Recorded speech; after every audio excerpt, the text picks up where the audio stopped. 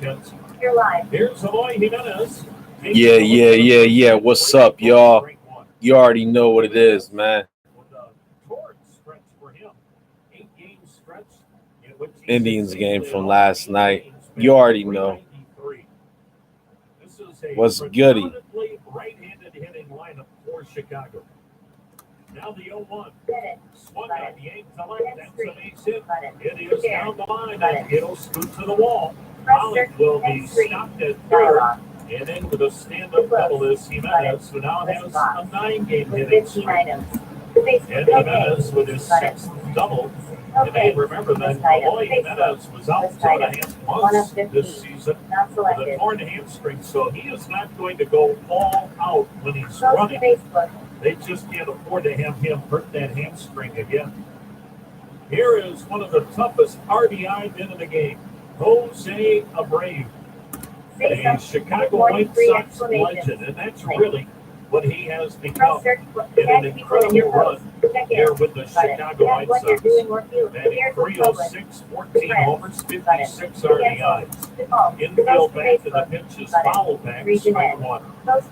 Jose Abreu with 15 items. Is third in the American League in hitting with that 306 batting mark, and he has the most base hits of any player in the American League.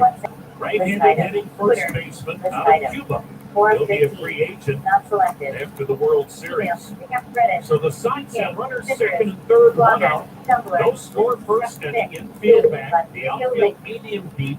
The other way toward right. The set of the 0-1. Swung at a little triplet toward third. It's going to be a base hit trying to get a run.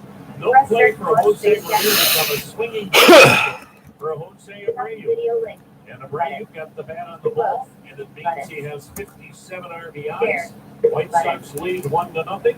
As Pollock scores, Jimenez to third, and Abreu to first with that slow roller to third. And that'll bring us Yoan Moncada, who is really struggling and has been dropped in the batting order to fifth. Moncada, the switch hitting third baseman, for the last 3 weeks is batting 178. So, again, infield back, double play depth. Sox up 1-0. Runners at the corners, one out in the first. And a rough start for McKenzie. And the pitch is in there at called strike. Well, if you wonder who Yoan Moncada is, if you're coming to the first time, all you have to do is look at his shoes. Fluorescent pink. At midnight, those babies could lead you to wherever you need to go. They'll provide the light. That pitch is outside of ball 1-1. Not exactly sure about the color scheme. White Sox with black jerseys, white trim, and gray pants. But Moncada, I mean, it's the brightest fluorescent pink shoes you've ever seen. Here's the set by McKenzie. And the 1-1 checked on a breaking ball down low, 2-1 to count. So Tristan McKenzie, who's been on such a roll, now trying to minimize the damage. And the White Sox have been aggressive early in the count, attacking Tristan McKenzie, who over his last 8 starts, McKenzie with an ERA of 1.82. Outfield medium deep, straight away, infield back. Now the 2-1 pitch. Swung at, fouled into the third base seats, lower deck, and the count evens at 2-2. Yesterday, the White Sox got pummeled at home by Houston, 21-5. 1970 was the last time the White Sox had given up 21 runs in a ball game. Houston did the damage yesterday. Now the 2-2 in the dirt, a curveball. And right now, McKenzie's just not sharp at all. Great stop sliding to his right by catcher Austin Hedges. And this White Sox ball club, very capable of a monster first inning. They've been disappointing from an offensive standpoint this year, but that doesn't mean they're not capable of a crooked number. And McKenzie's got to be careful here with Moncada, struggling or not. Moncada is still dangerous. 1-0 Sox, first and third, one out. The payoff, swung on line to left center. It's another base hit. In the gap is Kwan to cut it off. On his way to third is Abreu. In with an RBI single is Moncada as Jimenez scores to make it 2-0. And this looks like the Cleveland attack. Chicago going first to third on base hits and making contact. And Abreu now at third, Moncada at first with his 40th RBI. And this could get ugly in a hurry unless McKenzie can reel it in. Here's Yasmani Grandal, the switch-hitting DH, batting left-handed, hitting .201, 3 homers, 21 RBIs. McKenzie, the set and the pitch. And it's in there, a strike. Lifetime against the White Sox, it's not been good for McKenzie, even though he's pitched well against them this year. Lifetime in 8 games, no wins, 2 losses, ERA 7.28. He sets, he fires, and it's waved at, the count 0-2. Today's game brought to you by your Northern Ohio Toyota dealers. The powerful, fuel-efficient, built in the USA 2022 Toyota Tundra, now arriving at your Toyota dealers. For all Toyota offers, go to buyatoyota.com. Grandal down in the count 0-2. McKenzie needs a strikeout in the worst way. Here's the pitch. Swung on, bounced towards second. Fielded by Jimenez to second one. Rosario turns the double play on Grandal. That's even better than a strikeout. And did Tristan McKenzie need that? But the White Sox do get a pair. Terrible memories will be ripped. Yes, I thought about that. There's a casualty insurance company of the Use and offer flexible seating here. Are you ready for that work pieces of your financial partner of the Cleveland Guardians? Insurance attack here in Ohio. People turn to Clear in Ohio. Cleveland Clinic is consistent. Schedule your care today. 2845 WTAM 1100.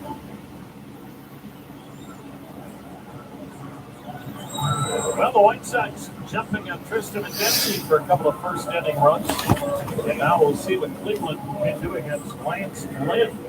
The last time that we saw Lance Lynn, and he was pitching in this ballpark on July 11th when he pitched here in Cleveland, he gave up 8 runs in 4 innings of work. But he's a better pitcher than that, normally. Stephen Kwan's going to lead it off for Cleveland. Lynn, a big man, 6'5", 270, 35 years of age. Almost the majority of his pitches are fastballs. 4-seamers, sinkers, cutters. He does have a curve, a slider, and a change, but you'll predominantly see those 3 fastballs. The pitch to Kwan, and he takes one on the outside corner at 90 miles an hour, strike 1.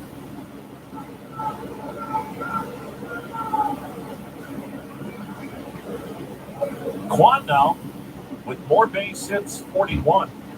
The pitch still broken bat roller foul outside of first, 0-2. June in the house. What? What?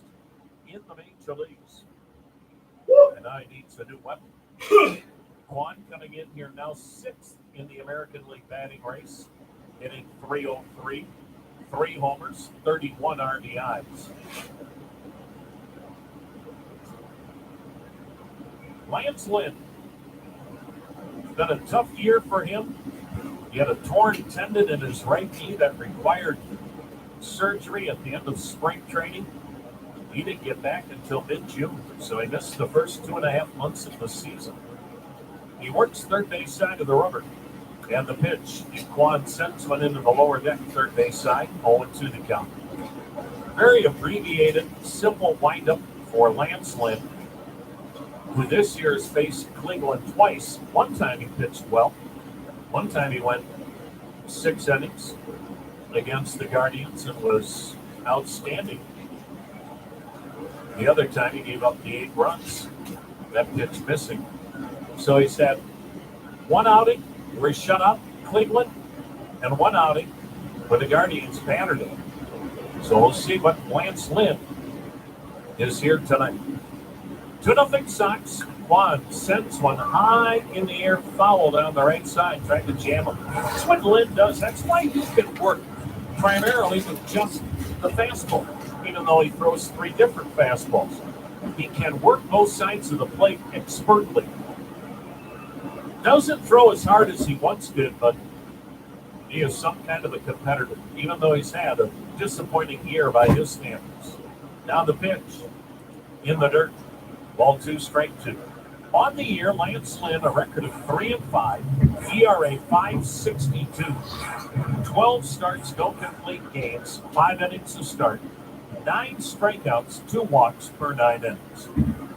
When he's good, he's outstanding. But when he's been bad this year, he's been really bad. Thus, the earned run average of 5.62. Quan having another good battle. Pitch number 7 of the at-bat. And he waves at the high fastball and strikes out. Let's set up the White Sox defensively. Eloy Jimenez, not real good in left. A.J. Pollock in center. Andrew Vaughn, a first baseman, in right. Jose Abreu at first. Josh Harrison at second. A guy that's killed Cleveland through the years.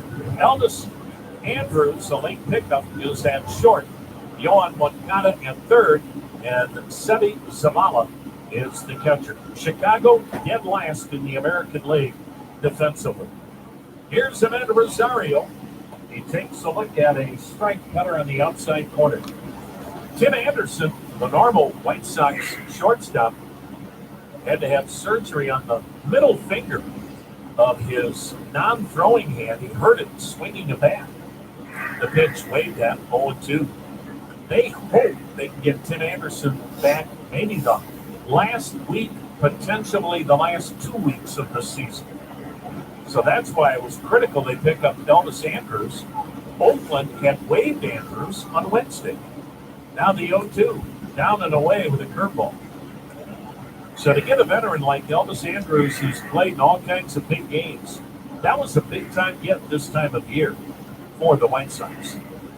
And it doesn't hurt that he swings the bat like George Brett in this part. The pitch, swing and a miss. Again, elevated fastball. So Lynn, and the first 2 Cleveland hitters, got Juan and Rosario to 2 strikes, elevated the fastball, and both guys chased it. Here's Jose Ramirez, switch hitter batting left-handed. He now needs 1 more extra base hit to become the 8th Cleveland Indian and now Guardian with 500 career extra base hits. Jose Ramirez, switch hitter batting left-handed. 2-0 Sox, 2 outs, nobody on first inning. Sox overload the right side of the infield. The pitch, and it's a fastball that was up, and Ramirez didn't chase. Jose batting .281, 22 bombs, 98 RBIs. Second in the league in RBIs, second in the league in extra base hits, 4th in the league in OPS. He yanks that one foul to the right, and they count 1-1. The Score 4 Win 4 New Tires contest brought to you by Conrad's. Tonight's contestant, Ted Grabowski of North Olmsted. He'll get 4 new tires from our friends at Conrad's if the Guardians score 4 runs in any of the first 4 innings. Pitch is up and away, 2-1. Go to econrads.com to enter the Score 4 Win 4 contest. Good luck to Ted Grabowski of North Olmsted. 2-0 White Sox. We're in the first, 2 outs, nobody on base. Light breeze blowing in on a gorgeous 79-degree night. The pitch in there called strike, 2-2. And all we're seeing, except 1 curveball this inning from the veteran right-hander Lance Lynn. He's ready to go back to work. Here it comes. And Ramirez checked on a high heater. Did he go? Nope. Once again with 2 strikes, trying to get a Cleveland hitter to chase the fastball up and out of the zone. Let's see if he goes back up there.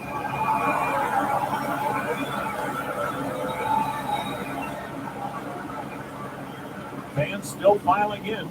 Should have a nice crowd for this beautiful Friday night in this hugely important series.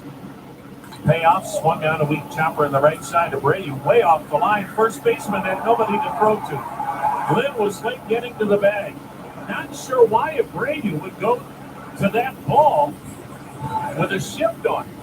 It was a slow chopper,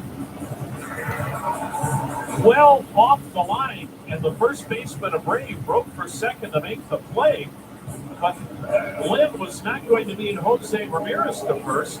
It seemed like it would have been an easier play for Josh Harrison, the second baseman, and Abreu stayed at home.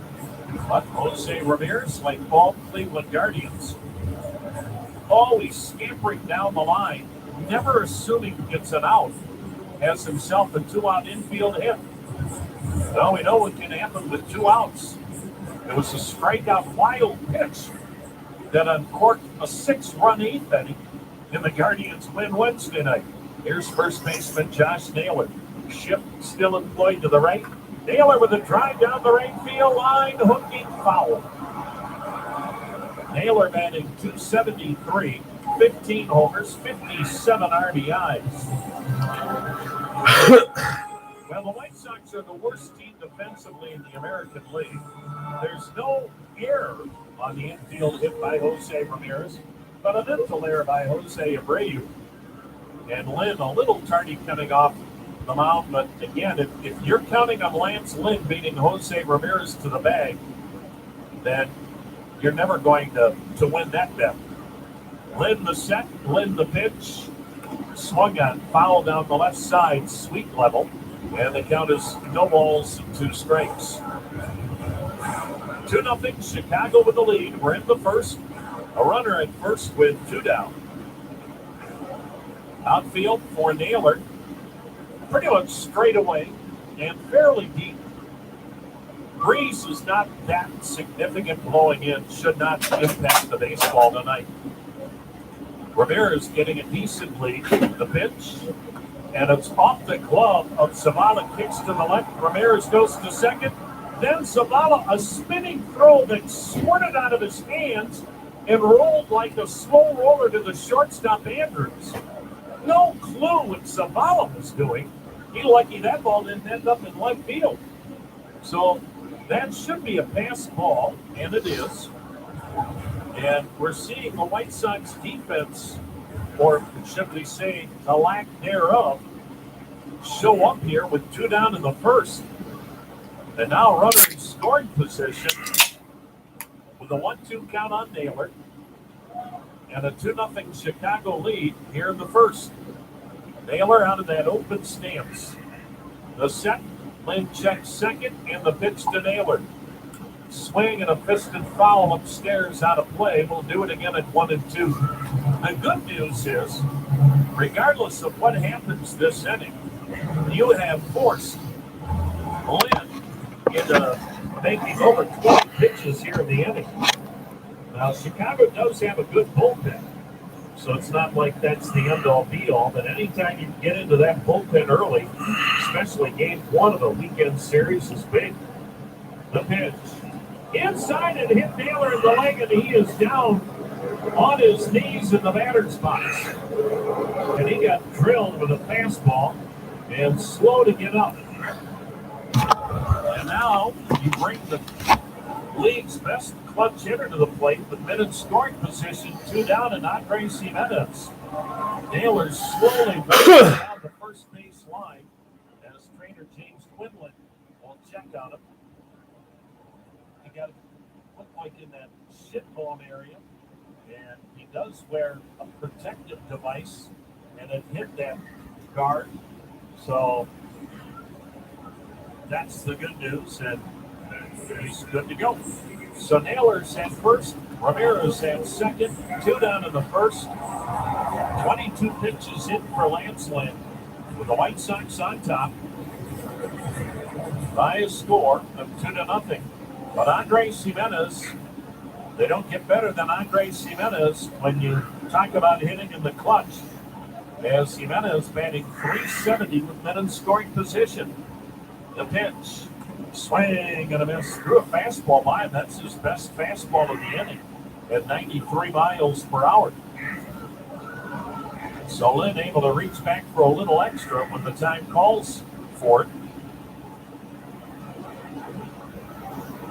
The right-hander Checks second base, comes to the plate, swing and a miss. Again, he is getting these Cleveland hitters to consistently chase the fastball that is up and out of the zone.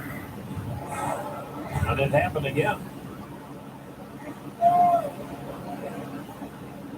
And as long as you keep chasing, he'll keep throwing it up there.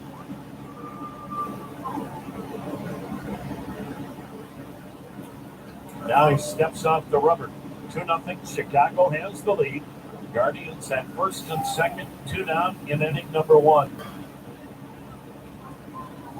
Jimenez, second in the league in hitting now at .310, 14 homers, 56 RBIs. The pitch, swing and a miss. He struck out 3 Cleveland batters, all on fastballs. That one, 95 miles an hour. So Lance Lynn works out of a jam created by the Chicago defense. So Lynn Brogdon. Milan has Smarter Security history of Park Meadow Fall fans since 19 Pure Hot Dog with Parkman. Using fresh ingredients from GM, we are professional grade. Length of contract limited. Some company. This is Bill Wills, Guardians fan fact answer. Gaylord Perry pays off the tickets Monday morning, 8:45, WTAM 1100. Tristan McKenzie can do here adjustment-wise, inning number 2. Bottom third of the White Sox order, 2-0 Chicago. And first ball swinging and a sky-high pop to the second baseman, Andres Jimenez, in shallow right. 1 pitch, 1 out. Elvis Andrus, the new White Sox shortstop until Tim Anderson comes back. Normally, he just dominates Cleveland in this ballpark. I don't think Cleveland's ever gotten him out of 1 pitch when he plays here. That'll bring up Josh Harrison. Things were so bad yesterday, he pitched the last inning when Houston walloped the Sox on the south side, 21-5. Ended up being kind of a disappointing series for Chicago as the pitch is in there. Chicago had 2 dramatic late inning come from behind wins Monday and Tuesday against Houston. Now the line, now the 0-1, and it's Wade at 0-2. Then they lost Wednesday and then got hammered yesterday. I mean, the split with Houston is still pretty darn good, but not what the White Sox were hoping for, not after those incredible wins Monday and Tuesday. Now the windup by McKenzie and the 0-2. Curveball bank, foul third base side, and a broken bat for Harrison. Hey, enjoy the great taste of Montgomery Inn, the official barbecue of the Guardians. Montgomery Inn products available at your local grocer and at MontgomeryInn.com. Montgomery Inn, the Ribs King. 2-0 Sox lead the Guardians second inning. Tito said it all, didn't he, Rosie? On his approach and the Cleveland Guardians' approach to the series, same as every day. And that has been his mantra since he's been here. Doesn't matter if it's April, August, September, Tigers, White Sox, doesn't matter. It's an even keel. The 0-2. Swing and a miss. Chase the slider away. Harrison strikeout victim number 2. Well, again, no matter what happens this weekend, even if one team sweeps the other team, it's not like the season's even close to being over yet.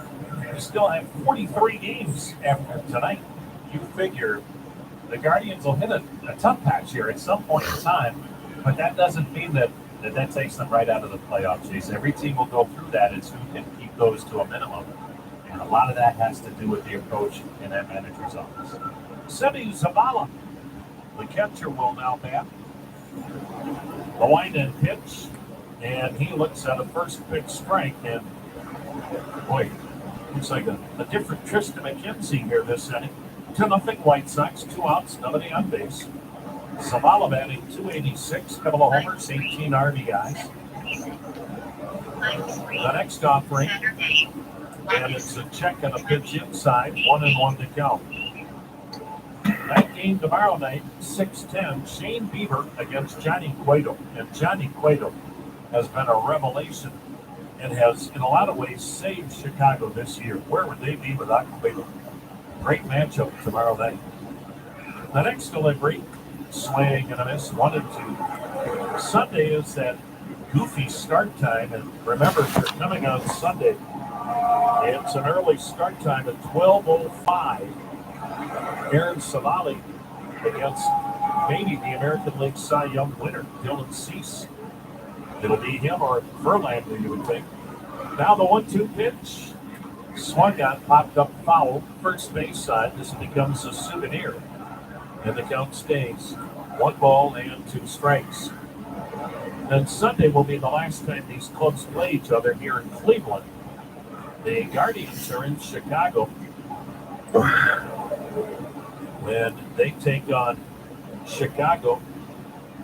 3 big games in the middle of the week, 3rd week in September. McKenzie lets it fly, and the pitch down and away. 2 balls, 2 strikes, 2 outs, nobody on, 2-0. White Sox have the lead here in inning number 2.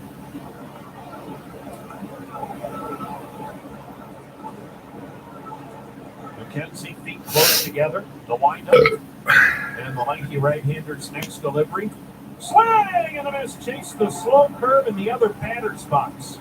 A 1-2-3 inning for Tristan McKenzie. Sox 2. Cleveland Clinic. And we're giving you more ways to visit clevelandclinic.org. 26 for the chance to win a seat in the lower bowl on Glen Guardians. Some want to build a business on what vision from do to done. Reason. Solent Vermillion. Oh, Those Guardians fan fact answer Gaylord Perrin. Good morning, 8:45 WTA.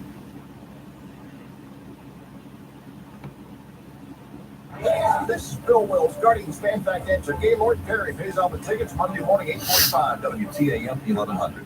Chicago has the lead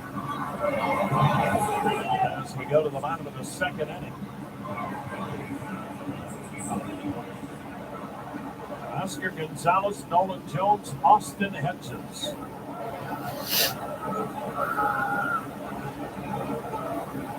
Gonzalez swinging and fouling back the first pitch, strike 1. He's hitting .306, 3 homers, 21 RBIs.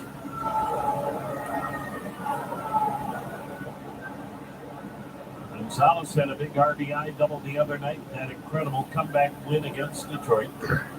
He has been a very clutch performer. He sends this one upstairs, foul to the right, and the count 0-2. Well, hope you'll be here tomorrow night. It's another night of Rock and Blast presented by First Energy. And tomorrow night, you'll get a Guardians blanket thanks to Union Home Mortgage. Boy, you better be here. What a night. Best fireworks show of the year, plus a blanket from Union Home Mortgage. Another Cleveland Guardian chases a high fastball, and somebody's going to have to make an adjustment, or Lance Lynn will cruise through this one tonight. 4th strikeout. 1 down. Here in the 2nd inning, 2-0 is our score. Chicago on top, and all of the strikeouts have come on high fastballs up and out of the zone. Here's Nolan Jones, the left-handed hitting DH. Again, the shift employed on the right side. Jones takes a look at a called strike. Jones has been a guy that will swing at that high fastball.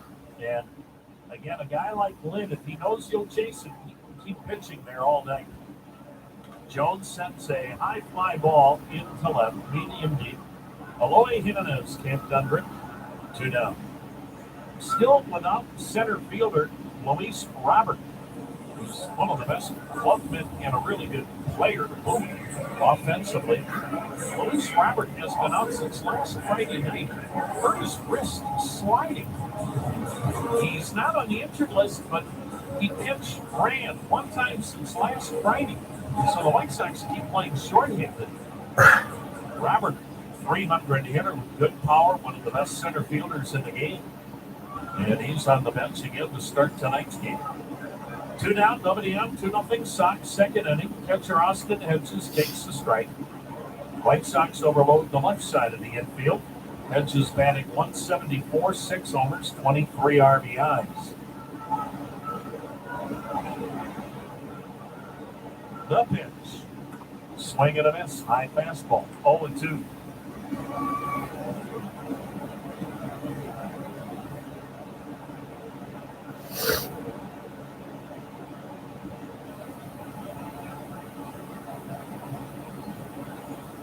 Lynn's ready.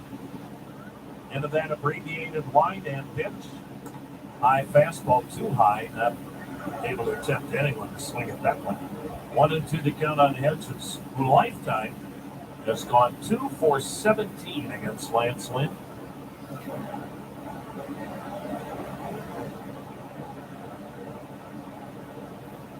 The next delivery, checked on a pitch outside, went with a cutter that time. Now let's see if he goes back up the ladder with the fastball. 2-2 to count.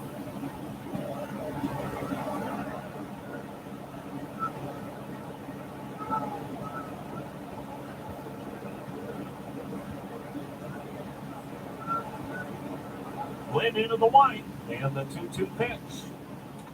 Cutter outside. Full count now on the Hedges. Sox 2, Guards nothing. Second inning, 2 outs, nobody on base.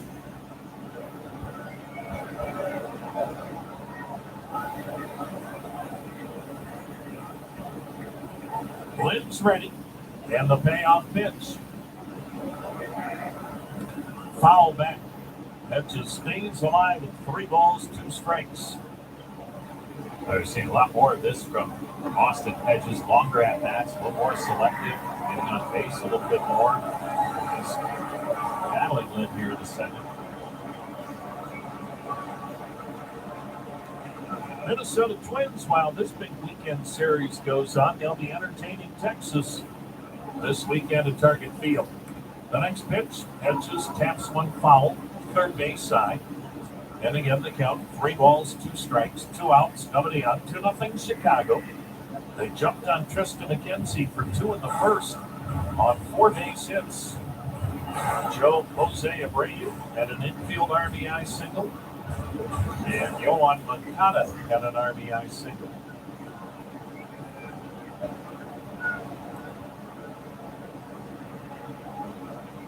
Again, the 3-2 pitch. Fouled it back. We'll do it again. And 3 balls and 2 strikes. Cleveland now has gone 10 straight series without losing, dating back to early July. Last time they had a stretch like that without losing a series, 2017. The pitch, up and in. So Hedges good at bat, draws a walk with 2 down. First walk given up by Lance Lynn. And again, he forced Lynn to make more pitches. Of course, 2017, Cleveland won 18 consecutive series without losing. They won 15 of those series, and 3 were splits.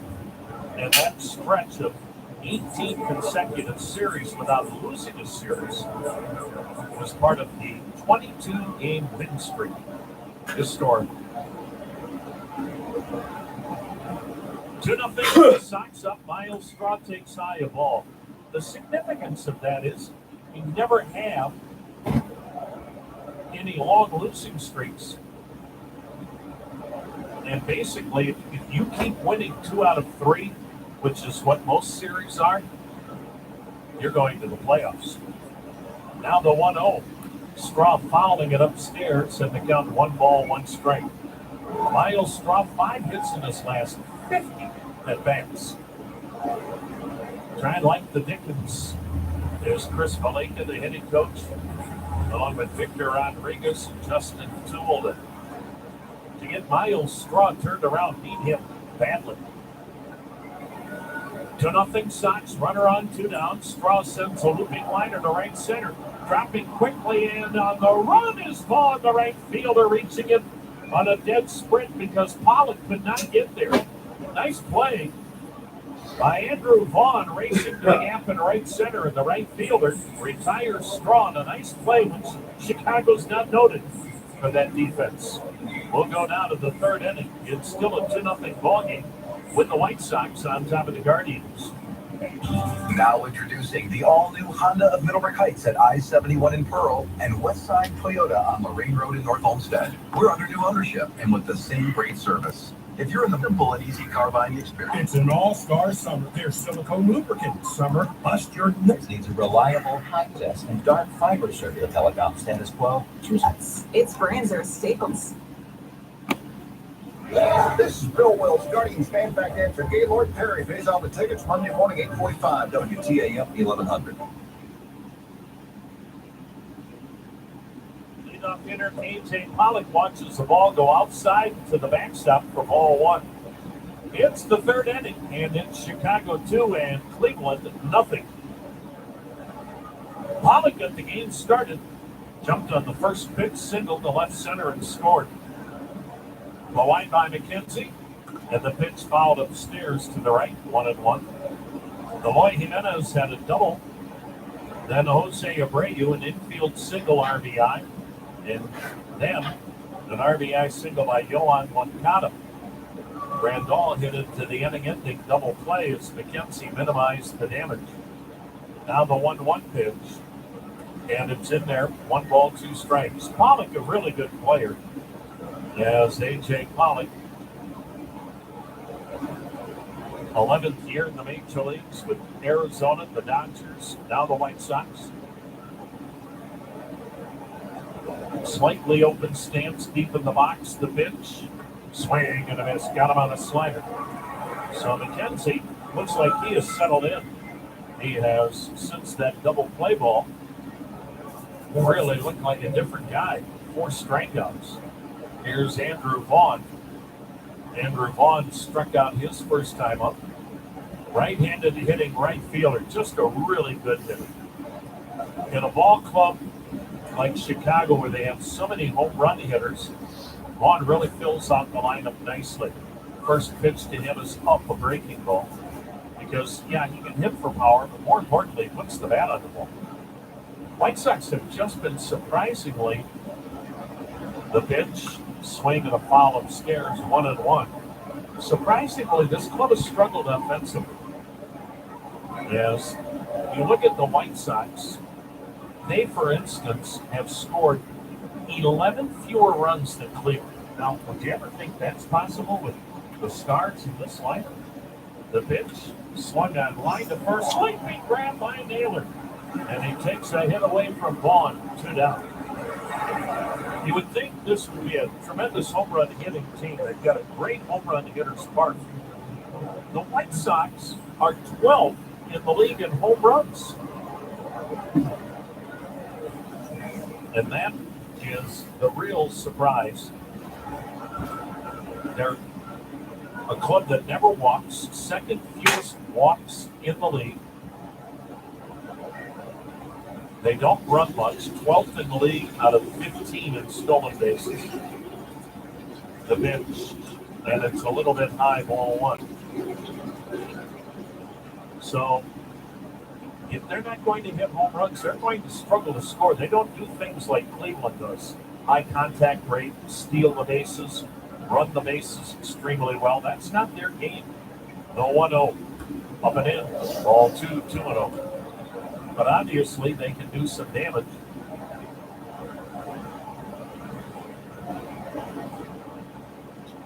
If they start swinging the bats the way they're capable of. Now the windup. Now the 2-0 pitch. Bullseye. 2-1 to count. Steel is the backbone of modern life, and Cleveland Cliffs make some of the most advanced steel in the world. They do it in the Great Lakes region. To learn more, visit clevelandcliffs.com. McKenzie firing, and it's strike 2, 2-2. 2-0 Chicago, 2 outs, nobody on. We're in the third.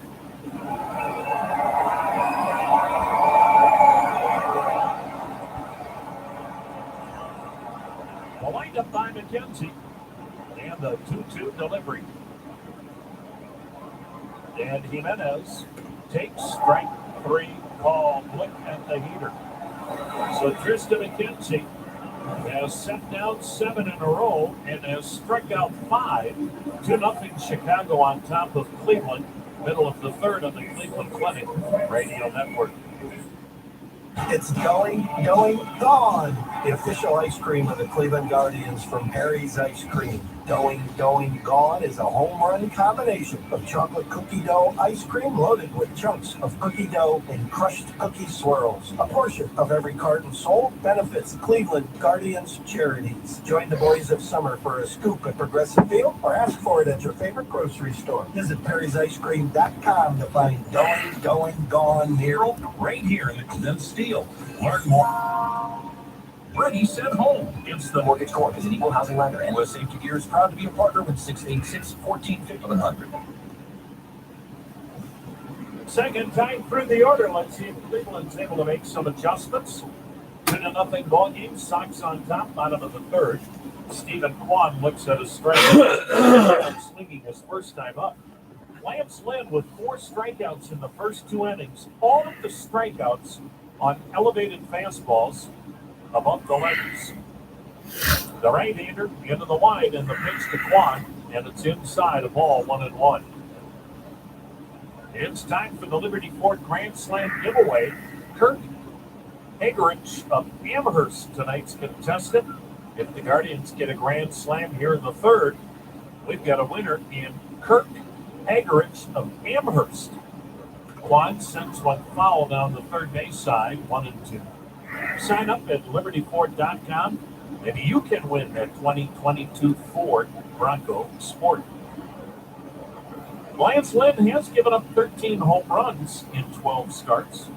Tonight, though, he's given up an infield hit, walked a batter, hit a batter, striking out 4 in the first 2 innings. He delivers. Kwan takes strike 3 call. How about that? Kwan has struck out twice tonight.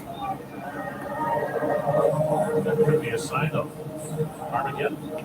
Here is Ahmed Rosario. He struck out swinging his first time up. Right-handed hitter. He is third in the American League in base hits. Right-hander against right-hander. Maybe just the pitch in there, a strike.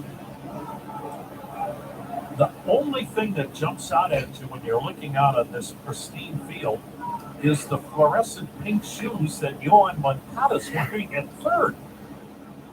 Everybody else for the Sox in white spikes or black.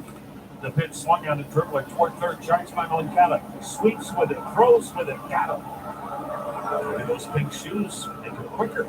2 down and a nice play at third by Moncada. 2-0 Sox. Here's Jose Ramirez. He had an infield hit his first time up.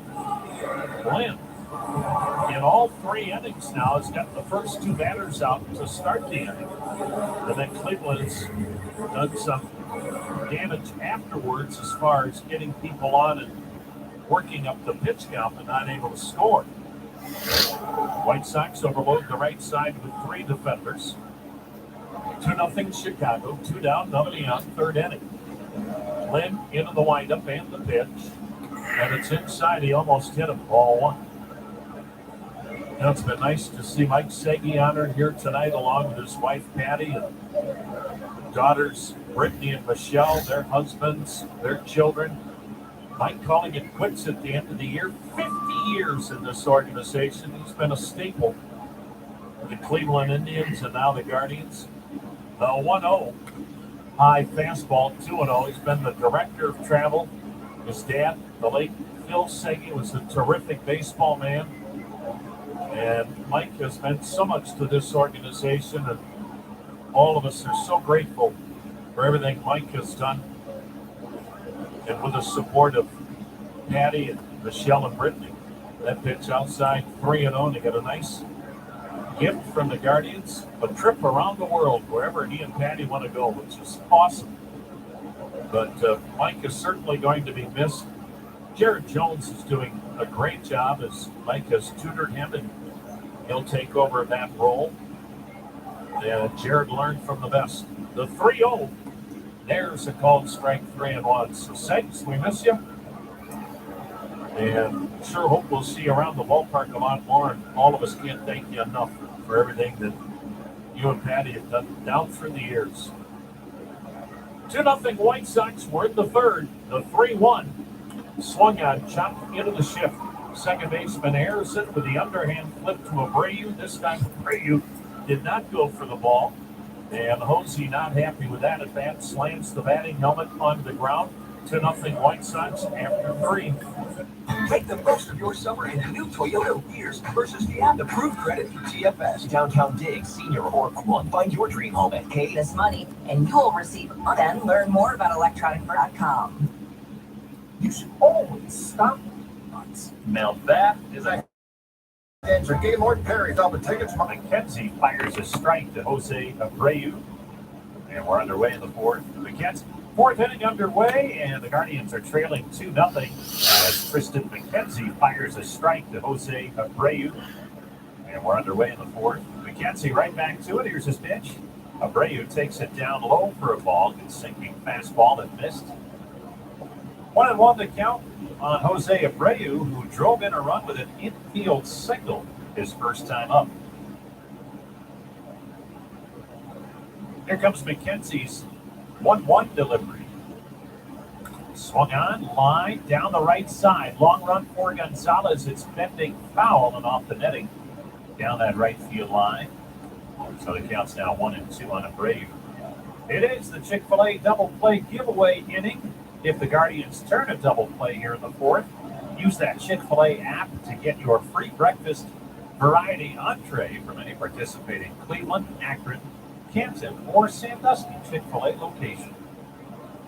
1-2 the count on Abreu. Here comes the pitch. Swung on and foul back. And the count holds at 1-2.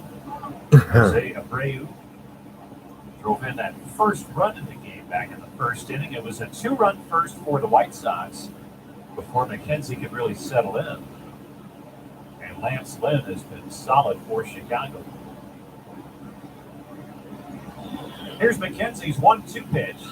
Swung on line. Center field, that gets down. Base hit. Picked up quickly by Straw. Fires it back in, but Jose Abreu is now 2 for 2 as he opens the fourth inning with a clean single to center. Jim Rosenhaus along with John Hamilton. Great to have you with us for Guardians baseball on this Friday night. Brian Motze back at Command Center, a new location for Motze, as he's now located in the brand new studios for iHeartMedia in downtown Cleveland, not far from the ballpark now. And I know a lot of people had a hand in the transfer. That is not easy, folks. Yohan Moncada steps in and he takes a pitch down low for ball one. Head engineer Greg Savaldi, Ted Alexander, among others, but those are just two of the many who made it happen flawless. We're transmitting out of another location, at least the studios out of another location on Wednesday, and now the brand new spot downtown Cleveland tonight. Here's the 1-0 pitch. Strike call on the inside corner, and the count's 1-1 on Moncada, who drove in a run with a single his first time up. It was back-to-back RBI singles for Abreu and Moncada back in that first inning. That's the difference right now in a 2-0 White Sox lead. Here's McKenzie's pitch. Breaking ball low and in. And the count's now 2-1 on Yohan Moncada. 2 runs on 5 hits, no errors for Chicago. No runs, just 1 hit. And the Guardians also playing errorless baseball. Tristan McKenzie, now 25 years of age, out of Loxahatchee, Florida, near West Palm. Here's the 2-1. Strike ball on the outside corner. And it's now 2-2. But it's more fun to say Loxahatchee, Florida, where Tristan's from and grew up there after being born in Brooklyn. But his family moved to Florida at a young age. 2-0 ball game. Chicago in front. Huge series here this weekend. Here's the 2-2. Waved at and missed strike 3. Blew the fastball by him upstairs at 92 miles an hour. But again, so often is the case with McKenzie, it's the location of that fastball that matters. When he rides that top of the zone, Gets a little late life on it. Look out. So 6 strikeouts for Tristan McKenzie. And now he goes to work on Yasmani Grandal, who bounced into a double play his first time up. Here's the pitch to him. Outside, ball 1. Yasmani Grandal, the switch hitting catcher, in from the left side. He's missed time this season, had a knee injury that required surgery, but now he's back, and he's actually the DH tonight. Here's the 1-0. Strike called on the outside corner. That'll even the count at 1-1 on Yasmani Grandal. Don't forget, we'll keep track of every 100-mile-per-hour pitch that Emmanuel Clase throws this season. And when he does, BreezeLine will make a donation to Cleveland Guardians Charities. Choose BreezeLine for all of your high-speed internet needs. Next pitch, breaking ball in there for a strike. Man, the curve really starting to take hold now for McKenzie as he gets deeper into this game, and the slider hasn't been bad either. Here comes his 1-2 pitch. Swung on, popped him up, third base side. Hedges gives it a run, foul ground, slides, can't make the catch. As he crashed into the netting there in front of the dugout suites right near the on-deck circle. Outside the Guardians dugout on that third base side. Great effort by Hedges, just couldn't get there. So 1-2, the count remains on Yasmani Grandal. With Jose Abreu at first base, 1 out.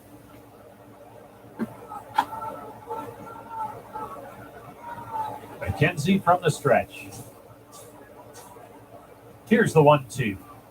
Breaking ball in the dirt, Grandal laid off.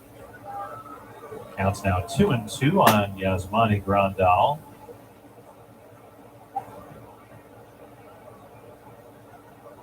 For as much of a struggle as it's been for him to stay healthy this season, and he's missed some time with lower back spasms as well as the knee issue. Here's the 2-2. Waved at and missed strike 3. Grandal down on strikes. 7 strikeouts now for Tristan McKenzie. 2 down in the inning with Grandal actually been catching more than DHing this season. Now here's Elvis Andrus. Andrus popped to second his first time up in his first game with the White Sox. Was in the second season with Oakland after a career with Texas. And was really coming on after the All-Star break, but they stopped playing him every day. Here's the pitch. And it's in there for strike 1. Andrus had a vesting clause in his contract with the Athletics, and that would have kicked in had he managed to put together 550 at-bats, and all of a sudden, after the All-Star break, Oakland started playing him a lot less. And he wasn't happy about it. The 0-1 swung on, that's cued foul up the first base line. And the count's now 0-2. If it had vested at 550 plate appearances, that would trigger a $15 million guarantee for next season. And based on what Oakland has done since the lockout ended, there's no way they were paying that. So they stopped playing him shortly after the All-Star break on a regular basis. And the handwriting was on the wall, so to speak. They released him earlier this week, and Chicago picked him up. 0-2 the count. Here's the pitch. Swung on, and there's a high fly ball right center. It's fading back to the right fielder, and making the catch is Gonzalez. And that retires the side. The leadoff single does no damage. We played 3.5 in downtown Cleveland. It's 2-0. Chicago over the Guardians. So what are you going to do a decade from now? How about this? What are you going to do next month or next week? Doug is here to listen to you there. Equal House and Brilliant designs, fabricates, message centers, Bradley.com. Or Evolve Truck and low prices and excellent customer. Be like getting a booster shot by Pfizer and BioNTech. Josh Naylor to lead things off for the Guardians, who trailed 2-0 heading to the fourth inning. And we've seen this before against Lance Lynn. Occasionally they've gotten to him, but for the most part, Lynn has really thrown the ball well when he has faced Cleveland, and he's thrown it well again here tonight so far. 3 innings in. Here's the pitch to Naylor, and it's low and outside for ball 1. Nice night for baseball downtown again. That's been a good homestand weather-wise, and tonight no different. 79 degrees at game time, partly cloudy skies.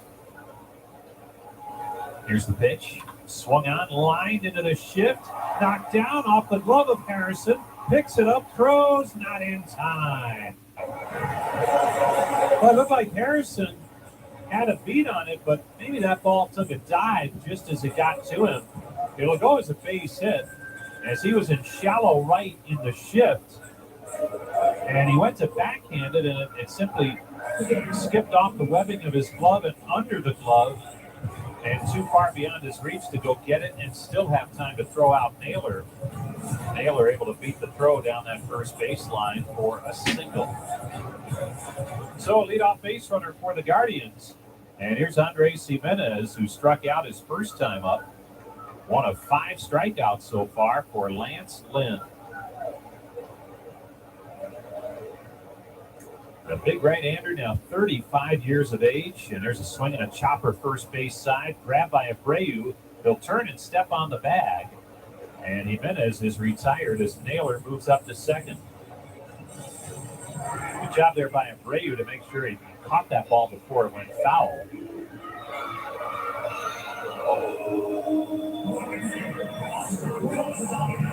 And it looks like that nothing confusion there, but Naylor thought maybe that was a foul ball. He was thinking about going back to first, but stayed at second. As indeed it is an out for Andres Jimenez. Here's Oscar Gonzalez, the strikeout victim his first time up. Time for the Cleveland Clinic Caregiver Shout Out. Cleveland Clinic Children's has over 40 locations, so there's always one near you. They provide world-class care with patient-friendly hours. Learn more at clevelandclinicchildrens.org. Here's Gonzalez. The pitch to him, low and outside for ball 1. Boy, Gonzalez has been really swinging the bat well since he returned from that injury to the abdominal area, intercostal muscle strain he had. And in the 15 games since returning, batting at a .350 clip. The pitch to him, swung on and foul back. And the count's now 1-1. And his hitting coach, Chris Valenga, really pleased with the approach from Gonzalez, who still chases every now and again, but usually he'll do that early in that battle. Go ahead and take some rips early, but if it gets to 2 strikes, then he's able to adjust and rein it in a little bit and try and make better contact. Here's the 1-1. Swung on, and there's a high fly ball to center. Settling under it now is Pollock as he comes in a couple of steps and makes the catch. Holding at second is Naylor. 2 down in the inning. 2-0. Guardians are trailing here in the fourth with 2 outs. And that runner at second base is Josh Naylor. Medical Mutual invites adults age 60 and older to enter their 5-star senior day at the ballpark sweepstakes. That runs until August the 26th. No purchase necessary to enter or win. To view the official rules, visit medmutual.com/ballpark. Medical Mutual, the official health insurer of the Cleveland Guardians. Nolan Jones steps in. Fly to left his first time up. Here's the pitch from Lynn. Swing and a miss. 0-1 the count on Jones, who's had to try and do something that's difficult for rookies, and that's how do you be productive when you're not playing every day? As manager Terry Francona trying to rotate Jones and Benson into that lineup when he can. A couple of left-handed bats. Here's the 0-1. Low and in for a ball, 1-1. And Jones has tailed off after a red-hot start. But trying to make the most of his time here in the major leagues. And this is rookie major league season. 1-1 the count. Here's the pitch. Waved at and missed. Good off speed that time from Lynn. You don't see it very often. It was a slider that time. But about 7-8 miles per hour off of what the fastball has been. So enough separation there, and he had Jones out front.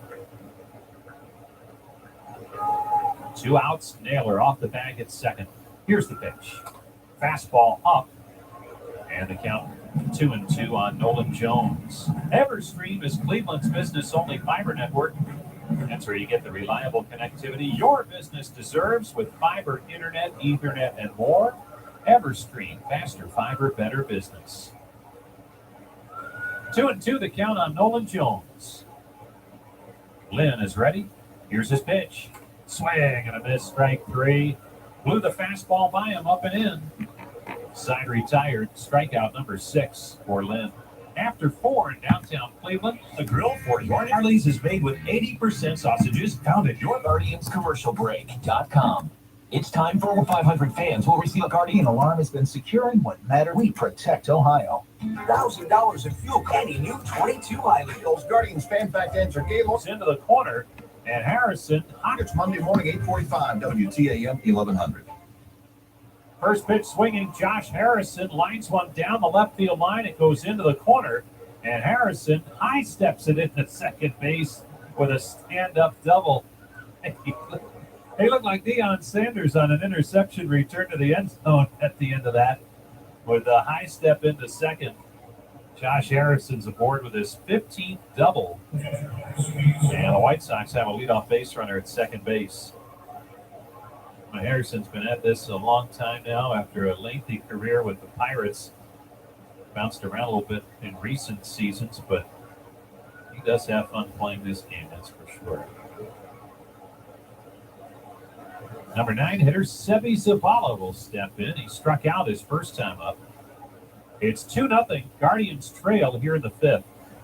McKenzie delivers, and his pitch is bounced in there well in front of home plate, ricochets away, and it rolls into the Guardians dugout before Hedges could get there.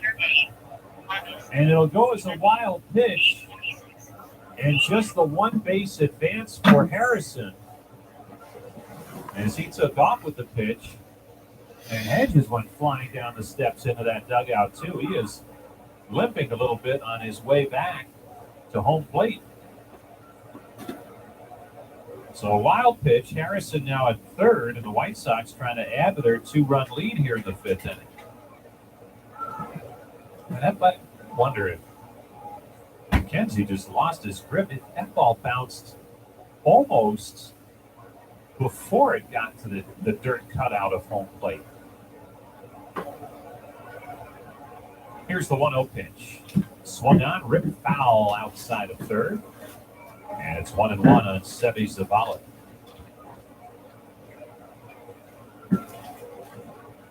And the White Sox, they had won 5 straight before they lost Wednesday night in a close one to Houston. Then the blowout loss yesterday at home, a 4-hour game that saw them lose 21-5. As now Hedges needs some help from the trainer, James Quinlan, out to have a look, along with Terry Francona. Again, he took a pretty good spill going down the dugout steps in pursuit of that wild pitch that ricocheted away to the third base side.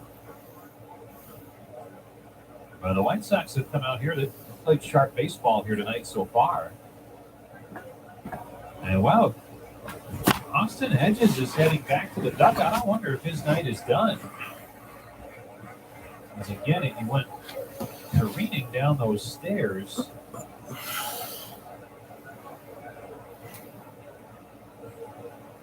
And it was a little hard to tell from once he went in there where he might have ended up and what he may have hurt, but he has gone back underneath. Looks like we're going to see Luke Maile here take over the catching chores. Well, that'll be on our Elk and Elk injury report, presented by the injury lawyers at Elk and Elk, an official partner of the Cleveland Guardians. If an auto accident or medical malpractice caused you injury, call 1-800-ELK, Ohio. On the out-of-town scoreboard, the Twins still at home. They are hosting Texas this weekend, and they lead the Rangers 2-0 in the top half of the second inning. Minnesota came in just a game back of the Guardians heading into play tonight in second place in the division. The White Sox were 2.5 back starting play. Now Luke Maile is pressed into service here in the fifth inning. Boy, and you just hope it's nothing serious for Austin Hedges, because both Hedges and Maile have been a pretty well-oiled machine back there behind home plate. And our guess is that Tyler Freeman would be the backup catcher now. Ernie Clement had been that third catcher, but he's now at AAA Columbus. But as it is, Luke Maile comes on to catch here in the fifth. And they'll give him a little bit of time to not only receive some pitches from McKenzie, but loosen his arm up. It's 2-0. White Sox lead it with a runner at third base and nobody out here in the fifth inning. Also on that injury report, Anthony Gose was out playing long toss today as he continues his way back from an injury to his left arm just above the elbow. On the White Sox side of things, Luis Robert not on the injured list, but still listed as day-to-day with a wrist injury and did not start tonight. Tim Anderson, left middle finger surgery. He's out for another 5-6 weeks or so. Leori Garcia, bad back. He's out. He was the shortstop filling in. Danny Mendick, right knee surgery. He would have been the shortstop filling in for Anderson. He's out. Garrett Crochet, Tommy John surgery. Aaron Bummer, a lat injury, but looks like he might be on the way back. So you see a fair amount of injuries for the White Sox. All of that on our Elk and Elk injury report. Well, Maile's ready to go. Zavala steps back in with a 1-1 count. Infield in for the Guardians with the runner at third. Here's the pitch. Waved at it, missed. There's the good curve again from Tristan McKenzie. And it has been a big pitch for him. The stats show about a 45% whiff rate on his curveball, which is the highest mark of any pitcher who throws the good curveball in the major leagues this season. 1-2 the count on Zavala. Here it comes. Swung on, foul back into the net. Count remains 1-2 on Zavala. White Sox leading 2-0. Josh Harrison doubled to open the inning. Then he advanced to third on the wild pitch that ricocheted into the Guardians' dugout. And when Hedges went in there to try and track it down, he took a pretty good shot, and he has had to leave the game. Here's the 1-2. Swung on. That's pulled foul outside of third. Dribbles over to the camera bay. We'll do it again on 1-2. It's just the opener of a 3-game weekend series. 6:10 first pitch tomorrow night. Shane Bieber against Johnny Cueto. And a 12:05 first pitch for the series and homestand finale on Sunday. Dylan Cease against Aaron Savali. Here's McKenzie's 1-2. Swung on, and that's hammered high, but foul down the left side. Out of play. As Zavala continues to stay alive with 2 strikes. Legacy Roofing is Ohio's premier roofing service provider. Whether you need that roof repair or full roof replacement, call 855-GOT-ROOF for a free estimate and visit LegacyRoofingOH.com for more details. Here's the 1-2. Waved at and missed, strike 3. He chased the curve. It was dropped by Maile. He'll throw on down to first to complete the strikeout. And Zavala's retired for the first out in the inning as Harrison remains at third. A.J. Pollock will step in. Strikeout number 8 for McKenzie. His season and career best is a dozen. He did that against the Tigers right here back on July the 14th. So here's Pollock, who signaled to open tonight's game and later scored the game's first run. Then he struck out last time in the third. 2 runs in the first inning, holding up for the White Sox so far. Now they're threatening here in the 5th. Here's McKenzie's pitch. He got it missed. 0-1 the count. On A.J. Pollock. Picked up just as the season was starting. And a deal with the Dodgers. The Dodgers looking for some relief help, and they acquired Craig Kimbrell from the White Sox. Here's the 0-1. Swing and a miss. And it's 0-2 on Pollock. And now there are questions as to whether Kimbrell will remain the Dodgers closer. Even the teams that, actually, I think the teams that have nothing to worry about, and the Dodgers are 81-36, the best record in all of baseball, but they're concerned about Kimbrell at the back end of their bullpen.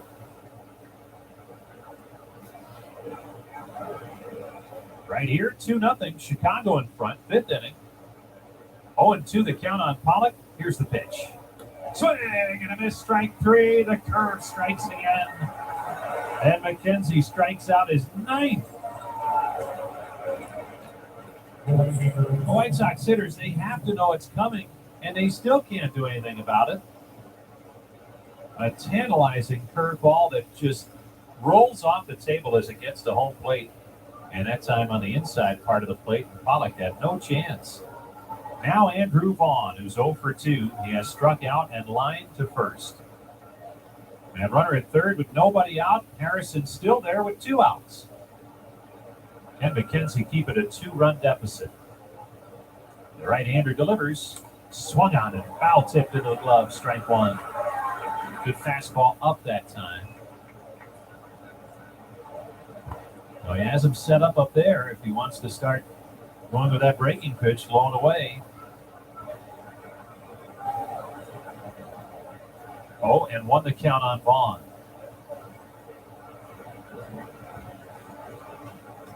The set. Here it comes. Swung on and foul back. Another fastball. Good cut. And it's 0-2 on Andrew Vaughn. Eloy Jimenez waiting on deck. McKenzie would love to work out of this right here and not face Jimenez. Key point in the ball game. White Sox looking to extend that lead. McKenzie saying 2 runs. Let's keep it right there. 0-2 the count. Here comes the pitch. Swing and a miss, strike 3. Got him with a slider that time. 10 strikeouts for McKenzie, and he works out of the jam with no damage done. You're right here in Ohio. Cleveland Clinic is Consult. Schedule your care. 60 and older to enter the sweepstakes running from August to win. Winners will be chosen randomly. Ballpark Medical Mutual deal. Your chance of winning $10,000. Your home mortgage, the official mortgage partner of the cash sweepstakes rules when they're prohibited. When was the last time you got that fancy cheese, tots, and forks? Tickets Monday morning, 8:45 WTA. Tickets Monday morning, 8:45 WTAM 1100.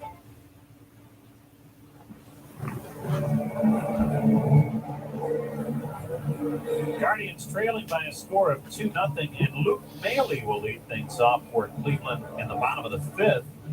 He came on defensively in the top half of the inning for Austin Hedges, who went careening into the Guardians dugout trying to track down a wild pitch that had ricocheted away and sustained an injury. And we are not sure exactly what injury that is. Hopefully we'll get an update at some point downstairs as they take a look at things. Maile swings and misses for strike 1. So Luke Maile now the rest of the way behind the plate. The 0-1. Down low, 1-1 to count on Maile, who's hitting .230 on this season with a pair of home runs and 13 runs driven in. Right-handed hitter. Lance Lynn with the 1-1. Waved at it, missed, covered that time. And it's 1-2. Lynn with 6 strikeouts. He's allowed 2 hits. He's hit a batter and walked a batter. Right now it's 67 pitches as he delivers the 1-2. Outside and low, 2-2 the count on Luke Maile. 4 games with the Tigers. Had an off day yesterday. And now 3 against the White Sox to wrap up this homestand. 3 big games. Here's the 2-2. Low and outside. Went with a cutter again. And missed with it. 3-2 the count. After he had gotten ahead of Maile in a hurry.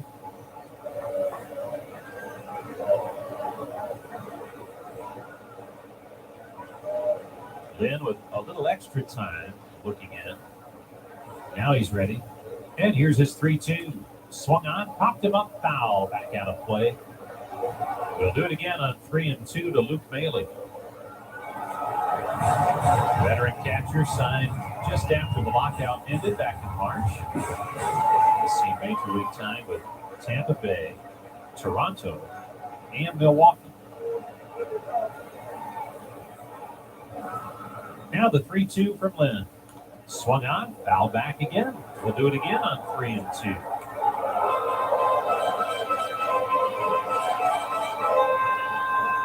Well, in some cases, the Guardians hitters have really made Lynn work. Other times, he's just hurt back and blown them away with that rising fastball. Works it at the top of that zone, and he's got a lot of swing and miss up there. Here's his payoff pitch. Swung on, grounded foul outside of third. And we'll do it again on 3-2 to Luke Maile. And again, just into the game, this is a really good at-bat here for Maile. He's worked the count full. This will be the 8th pitch of the at-bat. Number 9 hitter, Miles Straw next, and then Stephen Kwan in the home half of the 5th. Here's Lynn's 3-2. Swung on, popped him up. Shallow right. Going out is Harrison. Coming on is Vaughn. And Vaughn, the right fielder, makes the catch. So 1 away in the 5th inning. That'll bring up Miles Straw. Dollar Bank's support of Caves for Kids and the Boys and Girls Clubs of Northeast Ohio. Well, it helps provide young people with homework help access to caring adult mentors and world-class programming, plus a daily hot meal, that's all. Part of Caves for Kids and the Boys and Girls Clubs of Northeast Ohio anytime. The Guardians pitcher chops up a strikeout. More money going to Caves for Kids. Straw flying to right his first time up. 1 out, base is empty. Here's the pitch to him. Fastball in there for strike 1. White Sox play up on the corners just in case. Moncada at third and Abreu at first. I haven't seen Straw bunt a whole lot, especially of late. Here's the 0-1. Down low, and the count's now 1-1. What a night for baseball downtown. Just the remaining flickers of late day, not even sunlight, but a brighter sky off well beyond the left field line. Now the 1-1. Swung on, fouled away. That's out of play on the first base side. And it's 1-2 as the lights have taken their full effect here tonight. Light breeze. Really no impact one way or another. Just perfect here in downtown Cleveland. 2-0. White Sox lead. And they have since the first inning. Now the 1-2 pitch. Swung on, ground ball to short. Corralled by Andrews, who throws on to first in time for the out. So it's back to the top of the lineup for Stephen Kwan. The MLB Ballpark app will complete your next visit to Progressive Field. Buy and manage game tickets, unlock offers, access exclusive content, and much more. Download the MLB Ballpark app today. Saturday, August 2019. Here's Stephen Kwan, a rarity. He has been up twice and struck out twice. Once swinging, once looking. Last time, Lynn took a little bit off that fastball and caught him looking. And he starts him off with the hard stuff on the inside corner for strike 1. What a year it's been for Kwan. Came in hitting .303.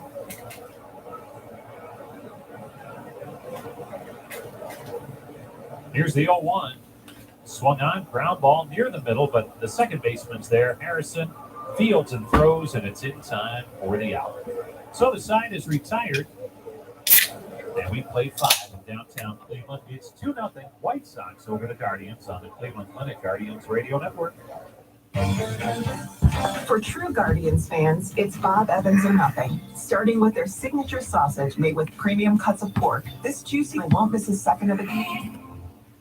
Maple Heights. The only way to do that is model equipment, lots of work, and global. Or go to in the heart of downtown. Pick small plates before, during. M1100.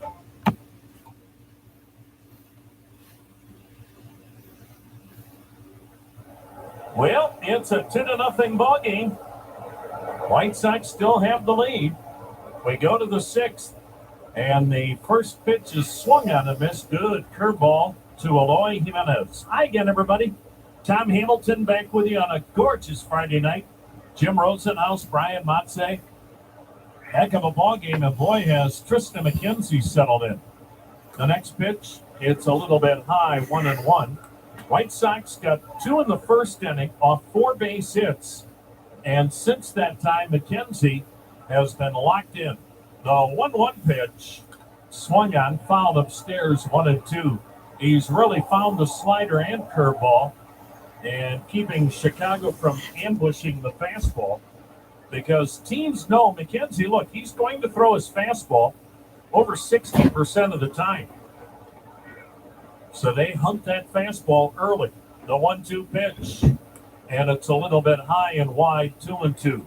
Eloy Jimenez doubled and scored in the first, struck out looking in the third. McKenzie has struck out 10, has not walked a batter. Into the windup, and Tristan McKenzie. Well, time called now. Boy, in the last moment, Eloy Jimenez was granted time by home plate umpire and crew chief Chad Fairchild. So now we'll go back at it. The wind in the 2-2, swung on, sky ball behind home plate into the upper deck. Still a 2-2 count. McKenzie's career high in strikeouts came almost a year ago. August 15th, in Detroit, he struck out 11. Needs one more to match that. Now the pitch, swung on, popped him up, playable. First baseman Josh Naylor into shallow right, squeezing it. And that is out number 1. Here's Jose Abreu, pair of singles. One drove in a run on an infield single, driving in a run. Back in the first, the other run in that first came on the Yoan Moncada RBI single. Moncada waits on deck. Cleveland has not done much against Lance Lynn. And boy, this is the Lynn we're used to seeing, not the one Cleveland battered the last time he pitched here. The pitch, swing and a miss. Good fastball at 93, kept it in on him. McKenzie really doing a much better job now of commanding that fastball in the strike zone, not leaving it on the plate. The 0-1 checked on a pitch up and in, 1-1.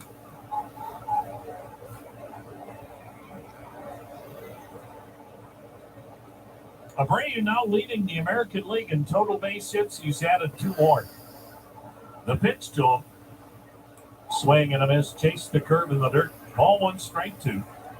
And the White Sox tonight doing their damage without a home run, and that's kind of been the norm now for them. They've just not been the home run hitting team that everybody envisioned this year when the year got underway.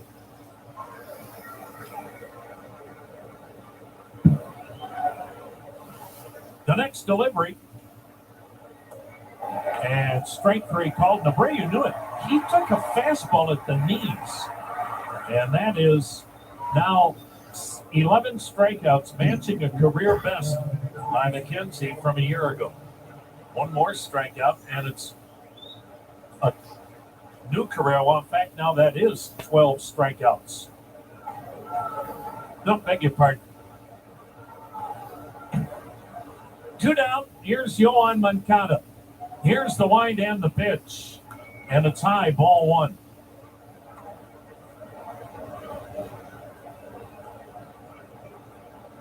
Two down, nobody on. 2-0. White Sox have the lead. Into the motion, here's the 1-0 pitch. In there, strike. McKenzie, 11 strikeouts tonight, no walks. Moncada struck out his last time up, RBI single in the first. Here's the wind and the 1-1. Swing and a miss. Good curveball that he kept in on his hands. It's a ball and 2 strikes. This crowd hasn't had much to cheer about thanks to Lance Lynn. Now the 1-2 pitch. Check swing. Did he go? Appeal at third. He didn't. Boy, he almost chased another curveball. 2-2 the count.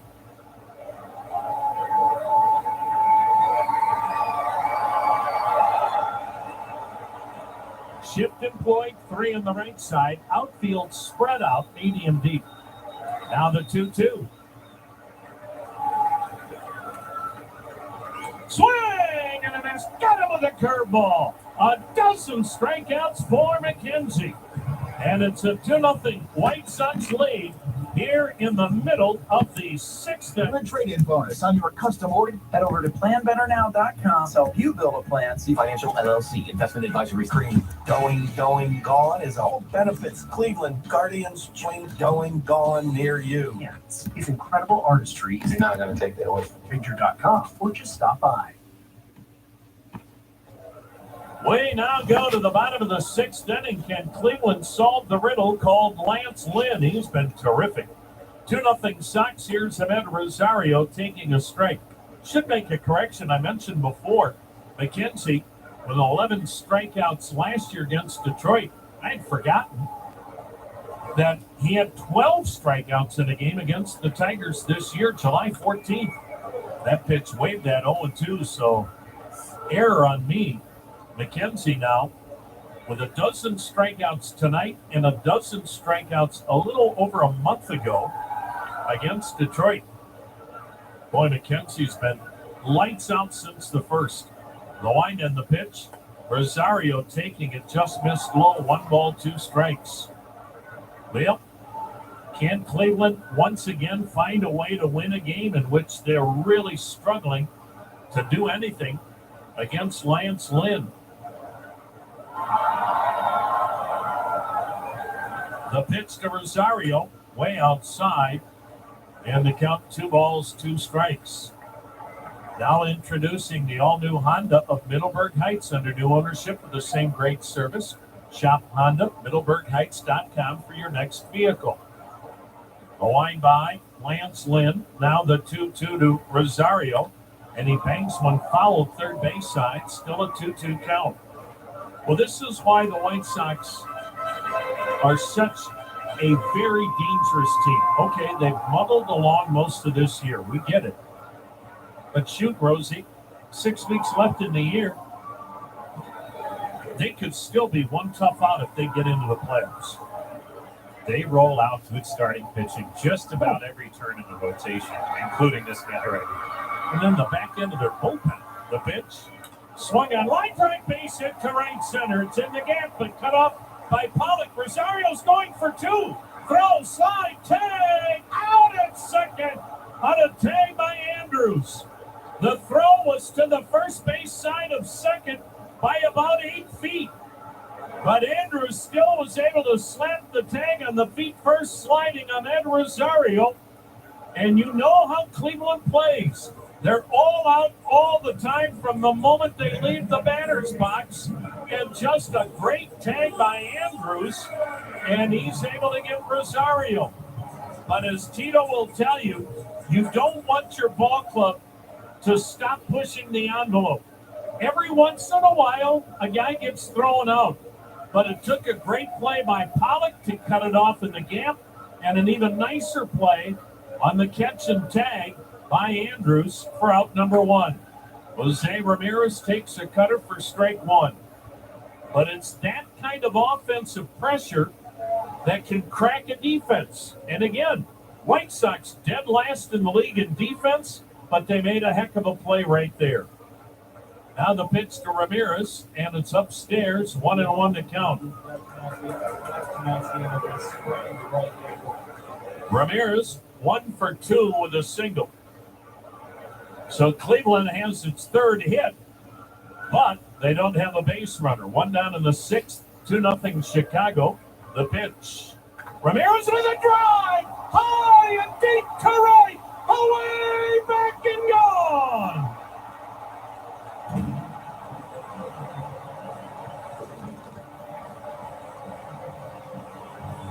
A majestic blast deep into the lower deck in right. Number 23 for Jose Ramirez, and the Guardians are on the board. And oh, goodness gracious, how big is that defensive play the White Sox made before that home run? 23 bombs, 99 RBIs for Ramirez, and career extra base hit number 500. The 8th player in franchise history with 500 career extra base hits. And that's as pretty a swing as you'll ever see from anybody.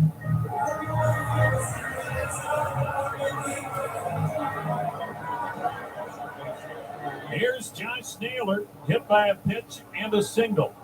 The shift to the right, the pitch, and it's up high, ball one. 14th home run given up by Lance Lynn in 13 starts. Now that energized the crowd. Can Josh Naylor knot it up? He had 8 RBIs against the Sox in one game this year. He sends a lazy pop into shallow right center, and it is caught by the second baseman, Josh Harrison, who went a long way out into right center to retire Josh Naylor for out number 2. Reynaldo Lopez, the right-hander, warming in the White Sox pen. And they have a dynamite back into the bullpen. We'll get you a station ID here in a moment. It's the 6th inning. And if you've followed this Guardians team for any period of time this season, you know this game is far from over. Cleveland's offense is a lot like your kids coming back from college for summer and decide that the curfew for going out is midnight. That pitch down low, a ball. This offense comes to life late at night, much like your kids when they decide to go out in the summer. What do you mean, Mom and Dad, there's a 12 o'clock curfew? Now, that was when I was in high school. This is when the fun gets going. That pitch is upstairs, ball 2, 2-0 the count. Jimenez, strikeout, ground out. 2 down, nobody on, 2-1, Sox lead hard, 6th inning.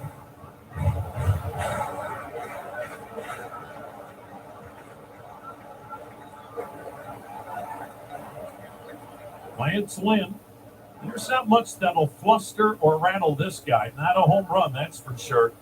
The next pitch he pumps in there and they count 2-1.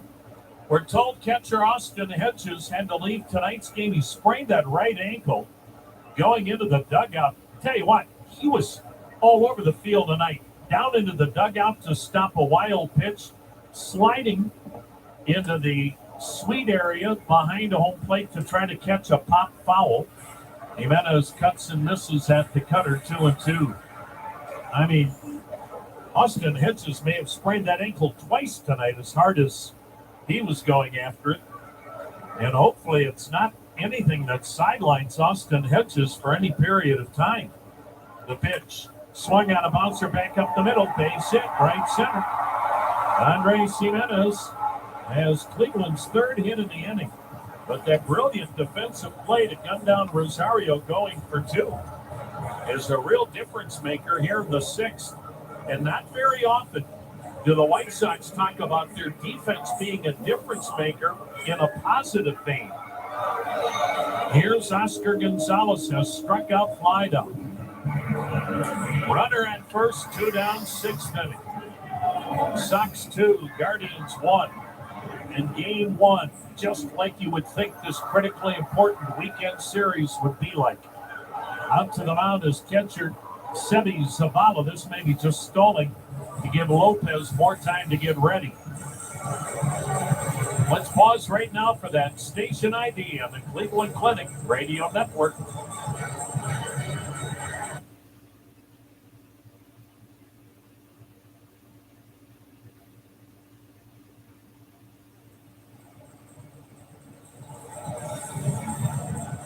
Tom Hamilton, Jim Rosenhaus, Brian Monse with you on a gorgeous Friday night off the shores of Lake Erie. Tony La Russa will make a Cleveland Clinic call to the bullpen. He got a heck of an effort from his veteran Lance Lynn. Lynn pitched to beauty, but he'll leave here with 2 down and a runner on to the 6th. Chicago leading Cleveland 2-1. As leaders in heart care, for every next step. Fans, MedMutual loves seniors and they at the ballpark. No purchase necessary. Rules, visit MedMutual. Full swing, and so is road construction /Safer Roads. Doing so takes care of it. Proud sponsor of the Cleveland Go. We are in the bottom of the 6th inning, and the White Sox have the lead over the Guardians by a score of 2-1. Minnesota a game in back of Cleveland. Chicago 2.5 back. And the Twins tonight lead Texas 2-0 in the 4th.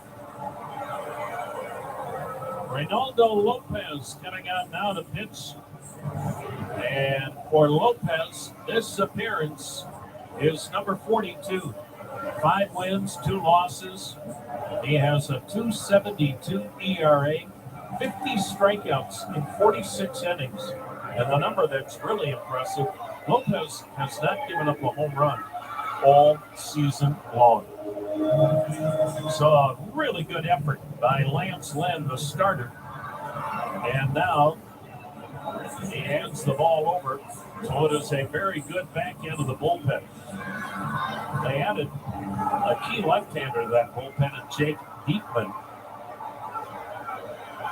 And boy, they've got some power arms to throw at you, starting with the closer, Liam Hendricks, Kendall Graveman, Joe Kelly. The list is almost endless. Oscar Gonzalez to face Lopez, and he checks on a pitch low, ball 1. Started him off with a slider. Lopez, mid-90s fastball slider. Reynaldo Lopez, he's really found a home now in the bullpen at age 28. The set. The throw to first and back with a dive is Jimenez. Ahmed Rosario started the inning with a base hit to the gap in right center, trying to make a two-bagger, but a good play by the center fielder Pollock and the shortstop Andrews to get Rosario at second to start the inning. Now the set and the throw over, and again back to the dive, Jimenez. Jose Ramirez then followed with a mammoth blast to right. Josh Naylor popped up, and then Andres Jimenez, a 2-out single to right center. Now, Oscar Gonzalez, the 1-0. Cued it off the end of his bat toward first, up with the Debreu, flips to Lopez covering. He beats Gonzalez to the plate. And the inning is over. But Jose Ramirez has cut the deficit in half. 2-1, Chicago leads Cleveland after 6 on the Cleveland Clinic Radio Network. GMC are professional.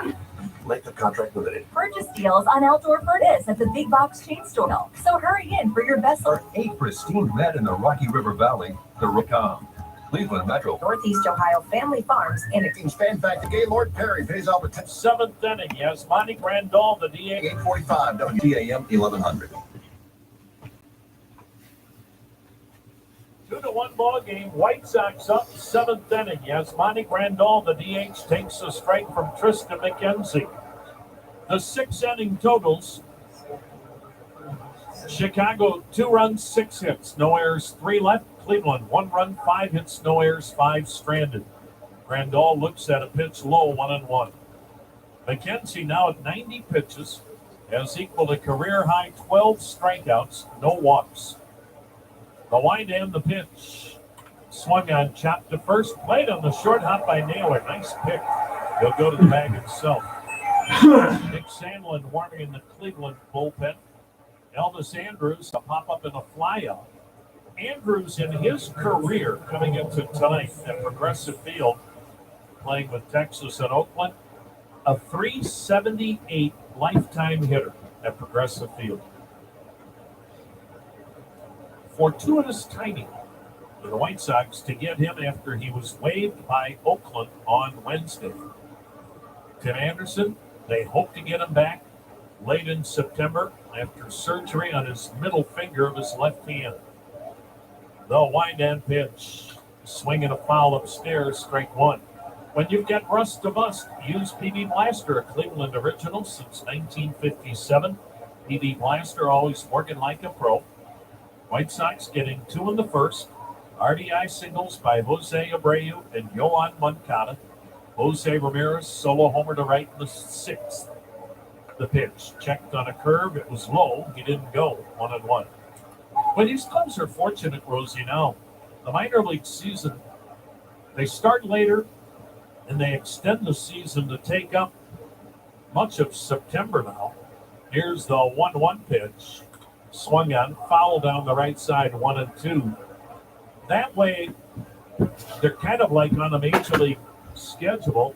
And if you get injured players, now you've got a place for a guy to go and get live at bats, play in games. Before the minor league season, if you weren't in the playoffs, you were done playing Labor Day.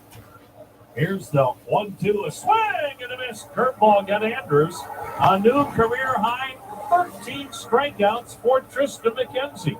So that could really help Anderson and other injured guys trying to get back. They had a good example of that in 2016. They had Brian Merritt throwing out in Arizona and just simulated games because there was no real competition to play in. But yeah, it could be a big benefit, especially for someone like an Anderson. Here's Josh Harrison, has doubled in 2 trips. 2-1 Chicago. 7th inning, 2 outs, nobody on. The wind and the pitch. Swing and a miss. Boy, right now his curve and slider are unhittable, and the White Sox keep chasing. Dollar Bank, proud to be the official retail bank of the Guardians. 29 locations in Northeast Ohio, ready to provide solutions to help get you there. The next pitch, foul back to the netting. Boy, McKenzie right now looks almost impossible to hit. 0-2 the count. He seemingly controls whatever pitch, fastball, curve, slider, anywhere he wants it at any point in the count. Into the motion. Here's the 0-2 pitch. Swung on, banged toward third, foul. Just a weak swing at a curveball. And the count stays. No balls, 2 strikes. And for McKenzie, he's simply becoming one of the best pitchers in the league. Tonight, 43 fastballs, 28 curveballs, 27 sliders. How about that breakdown? The pitch checked on a breaking ball down and away. He didn't go on the curve.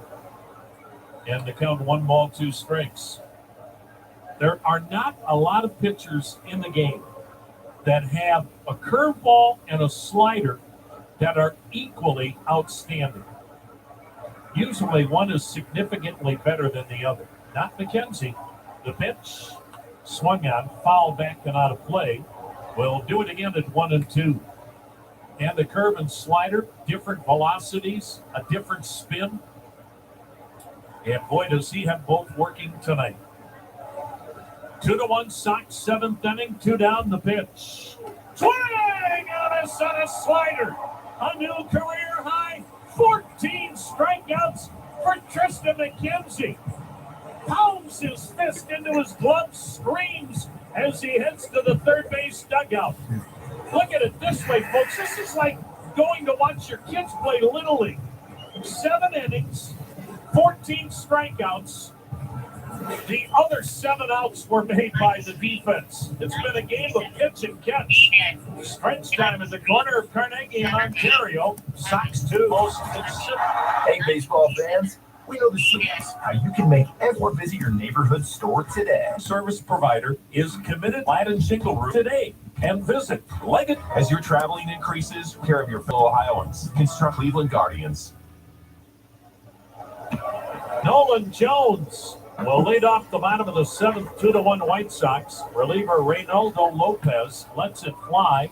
Jones swings and misses at a curveball, strike 1. Man, running out of adjectives to describe Tristan McKenzie. Here is the set and the pitch to Jones, who's 0 for 2. fastball wide, 1-1.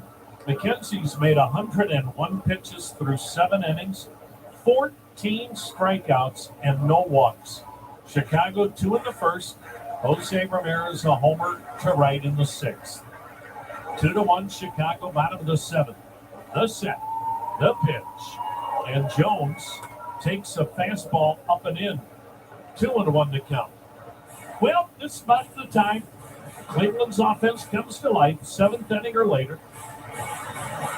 They are great for radio ratings. You can't turn a game off, not with this club, and the way they rally late. Here's the set and the 2-1 pitch. Down and away, 3-1. Cleveland is number 1 in last at-bat wins in the major leagues. 22 last at-bat wins for the Guardians this year, tops in baseball.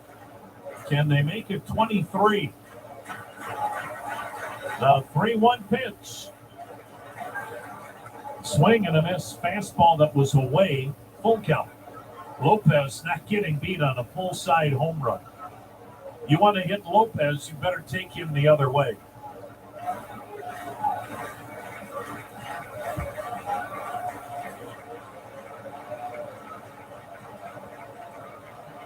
Now the payoff pitch. Foul back again, fastball away, and Jones made an adjustment. Going again, you just can't quantify the kind of experience the youngest club in baseball is getting in first place, playing meaningful games on August 19th, trying to nail down a playoff spot with the 5th youngest team in baseball in the last 30 years. Here's the set and the 3-2 pitch. Strike 3 called. He took a fastball.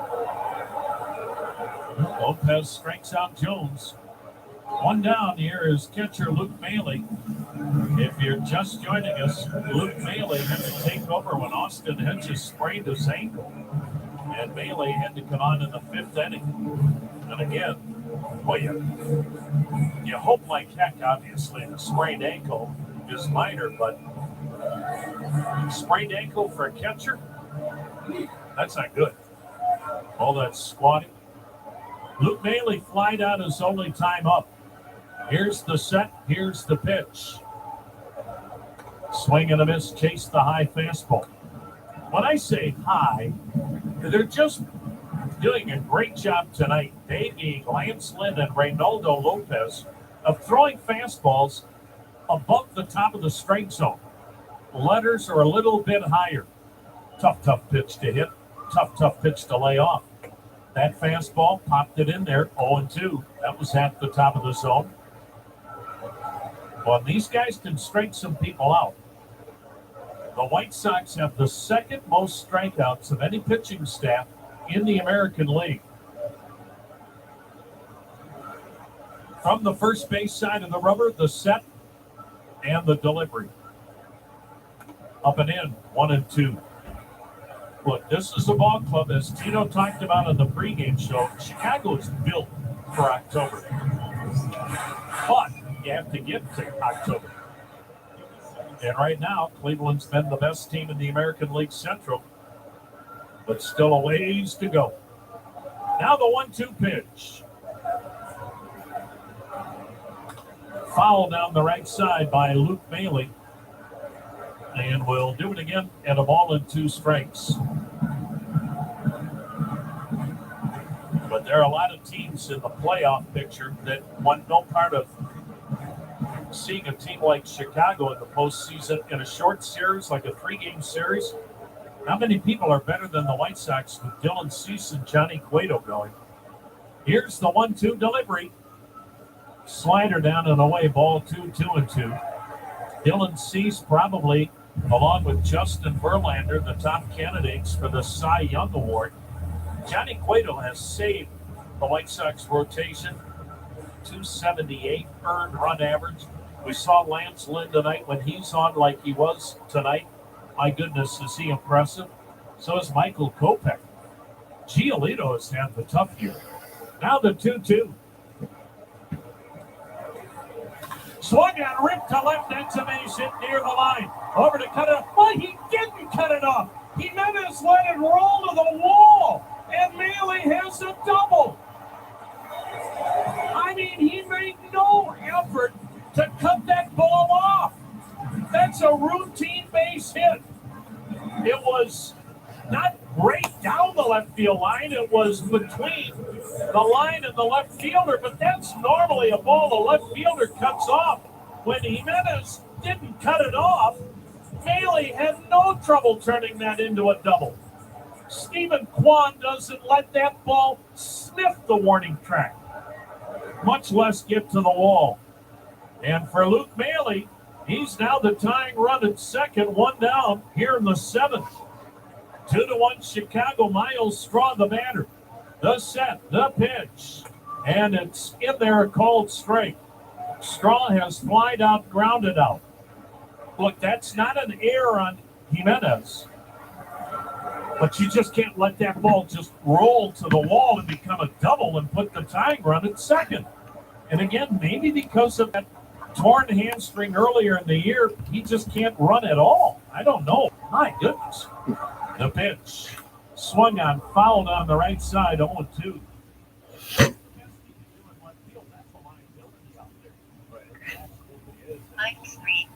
9:35 p.m. Saturday, August 20th. Let's have P contact 7 4. Let's have P message. Let's have 5. Let's have P message 7 0 2 White Sox with a 1-run lead, 9 run at second, 1 down in the 7th.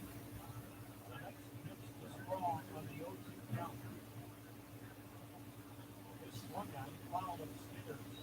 Boy, Miles Straw. When you're strong, 9:37 4. Let's have P message 2. Left 2 4. it must feel like every 0 time you come to the plate, 2 it's 6. part of the game. That's not the case, but it sure feels like when you're not swinging the bat well. Call ending. Strike on three. Swung on a weak ground ball to the first baseman. Brady the flip, and Lopez just did the Straw. Boy, Straw made it close. 2 down now. Luke Maile. -3. Saturday, August 20, 9:36. -3. 9:36 p.m. Saturday, August 20th. Let's have P 740240026.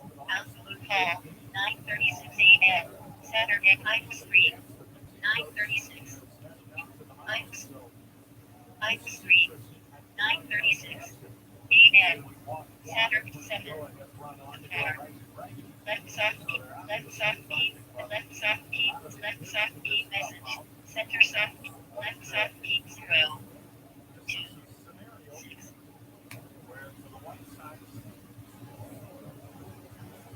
I think the feeling is important as these teams are for both clubs. They're even more important for Chicago. Hey, let's face it. If the Guardians are what enough Call ending. for the White Sox. So yes, worst case scenario, the Guardians -3. 9:37 p.m.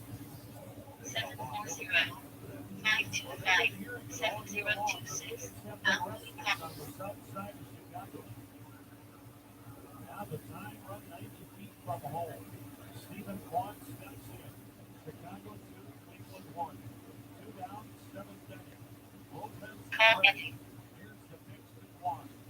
And he looks at a strike at the knees.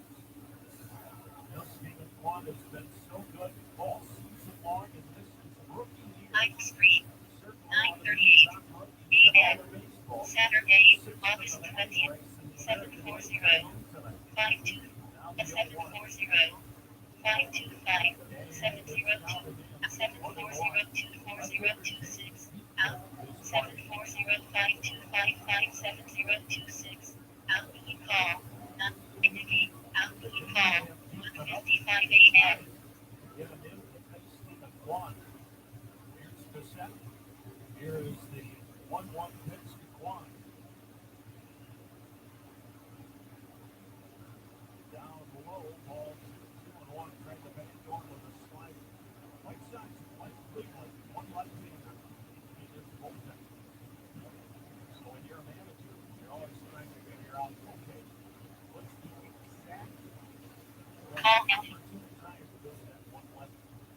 Here's the 2-1 pitch to Quan.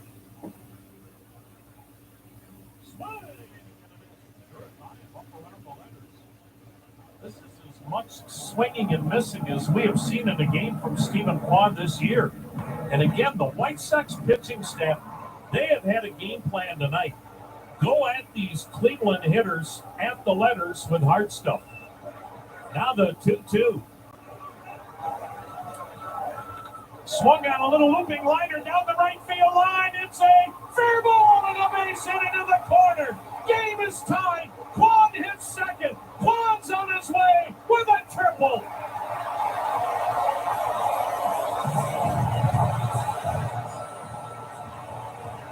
He has come through again. What an amazing rookie. A triple on a looping fly down the right field line that stayed fair and got into the corner. Quan with his 5th triple, his 32nd RBI, and this ball game is back to even at 2 runs apiece. And here comes Ahmed Rosario, 1 for 3 with a single. Go ahead run 90 feet from home, 2 down in the 7th. And a blown save for Reynaldo Lopez, his 4th. The pitch swung and ground ball in the hole. Into left field, a base hit. Guardians take the lead on an RBI single to left by Ahmed Rosario. Quan scores, and it's 3-2 Cleveland with 2 down in the 7th. And by golly, here we go again. From the 7th inning on, Cleveland may be the most dangerous team in baseball. Quan now in that dugout getting high fives. Ahmed Rosario at first with his 51st RBI. Here's Jose Ramirez. He'll be facing the left-hander Jake Diekman. A slow walk to the mound by Tony La Russa. This pitching change brought to you by your Northern Ohio Toyota dealers. I'll tell you what, folks. If you don't enjoy this ball club, if you don't enjoy this season, you don't love baseball. This is about as good as it has ever been when you talk about a young team as young as this club. Its average age, younger than the average age of a AAA ball club. And these kids don't think there's any reason why they can't win the division and play in October. 3-2 Guardians here in the 7th. Hey, Guardian process. W.A. Smith, W. Financial Group, the official wealth management partner. W.A. Smith Financial Group, the official wealth management. Hey, Guardians fans, Legacy, a wide array of installation 5.5, got roof for full swing. And so is road construction / safer roads. To sponsor 1100.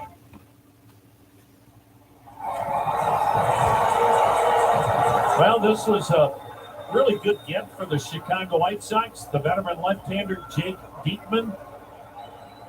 And now Jake Diekman, who came from the Boston Red Sox, will work to Jose Ramirez, batting right-handed. Runner on, 2 down, 2 in. Cleveland up 3-2 in the 7th. The pitch to Ramirez, it's a backdoor slider for strike 1. Diekman is making appearance number 52. 5-2 with a save, ERA 4.06. The only lefty in that Sox pen. They hope to get Aaron Bummer back sometime in late September. Eric Crochet done for the year, Tommy John surgery. Ramirez tonight 2 for 3, a solo homer to right, a single. The pitch, it's a touch high, 1 ball, 1 strike. Luke Bailey got a double, but then with 2 down, Stephen Quan, an RBI triple down the right field line to tie the game. Ahmed Rosario with a ground ball single through the hole on the left side in the left to put the Guardians on top 3-2. Ramirez now 99 RBIs and 500 career extra base hits. Checks on a slider that almost got him in the foot. 2 balls and a strike.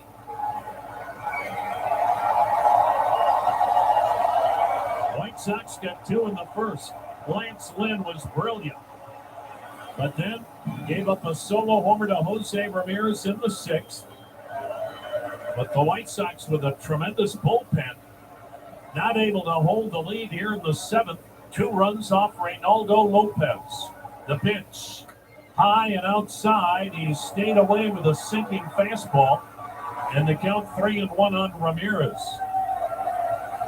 Outfield spread out fairly deep. Ahmed Rosario, the runner at first with 2 down. Sandy Alomar just went over to say something to him. Diekman is ready.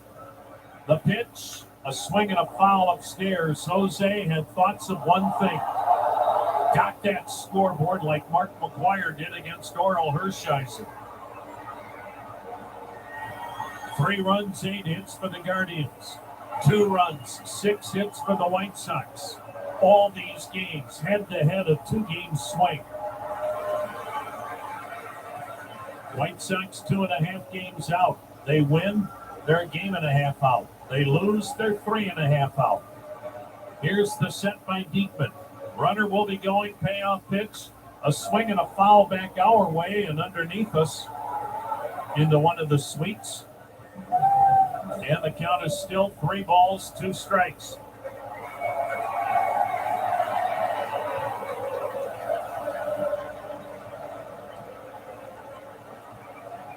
Ahmed Rosario edging off first, held by Abreu. 3-2 Cleveland, bottom of the 7th, 2 down. Rosario at first. Guardians grabbing the lead with 2 runs after 2 men were out this inning. Here's the 3-2 delivery. High and wide, he walked him. I mean, not even close. So Rosario to second, Ramirez to first, and now Josh Naylor will try to give Cleveland some separation. Left on left. Naylor this year against left-handed pitching, batting .203. That's 93 points below what he hits against a right-hander.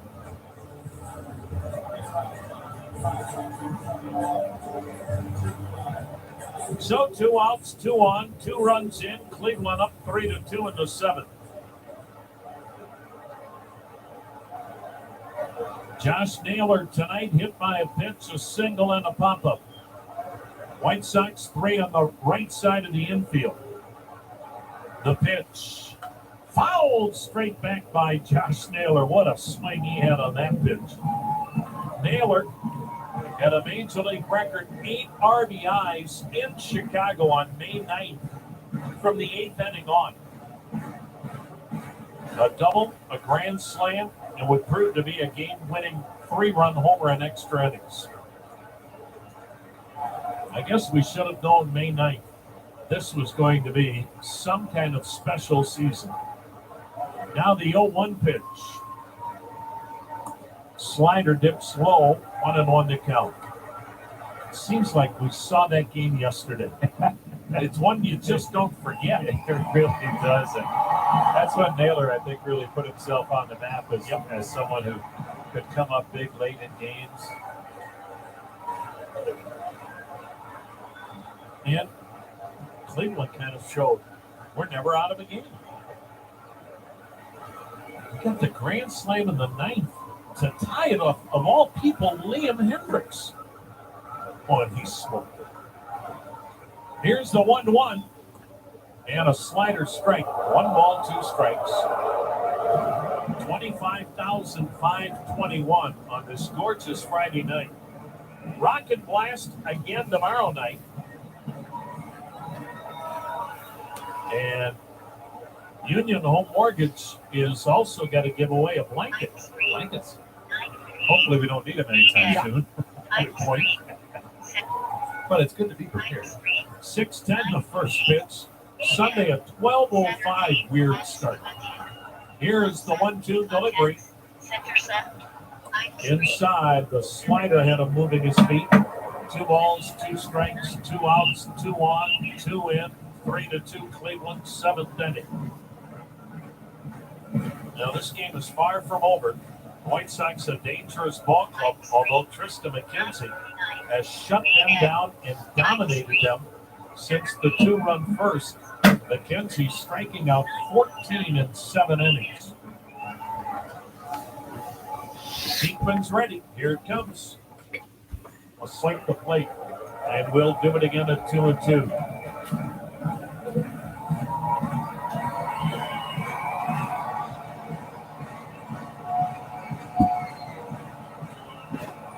Well, that first inning could have gotten away from Tristan McKenzie.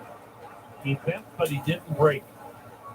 And how critical, now looking back, was that sequence when McKenzie got the inning-ending double play, flipped this game right then and there. And McKenzie went on after that first inning and got 13 strikeouts and shut out Chicago with those 13 strikeouts over the next 6 innings, giving this club a chance to stay in the game and rally late. Cleveland with 2 here in the 7th after 2 men were out. Stephen Kwan tied it with an RBI triple. Ahmed Rosario put Cleveland up with the RBI single. Now the 2-2 delivery. Check swing foul back, and Naylor hanging tough, and the count stays 2-2. And whether you're shipping from or through Cleveland, choose Global Transport, Northeast Ohio's preferred provider for transportation and logistics management.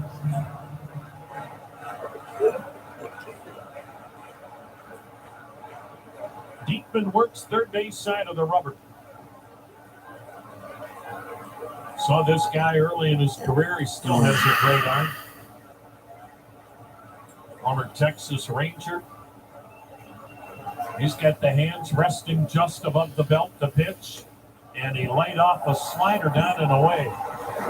What an at-bat for Josh Naylor. And the count is full. So it's traveling time for Rosario at second. And for Ramirez at first.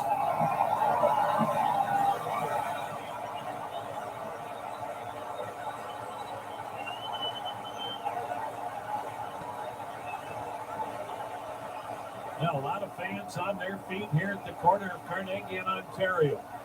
Here's the payoff pitch.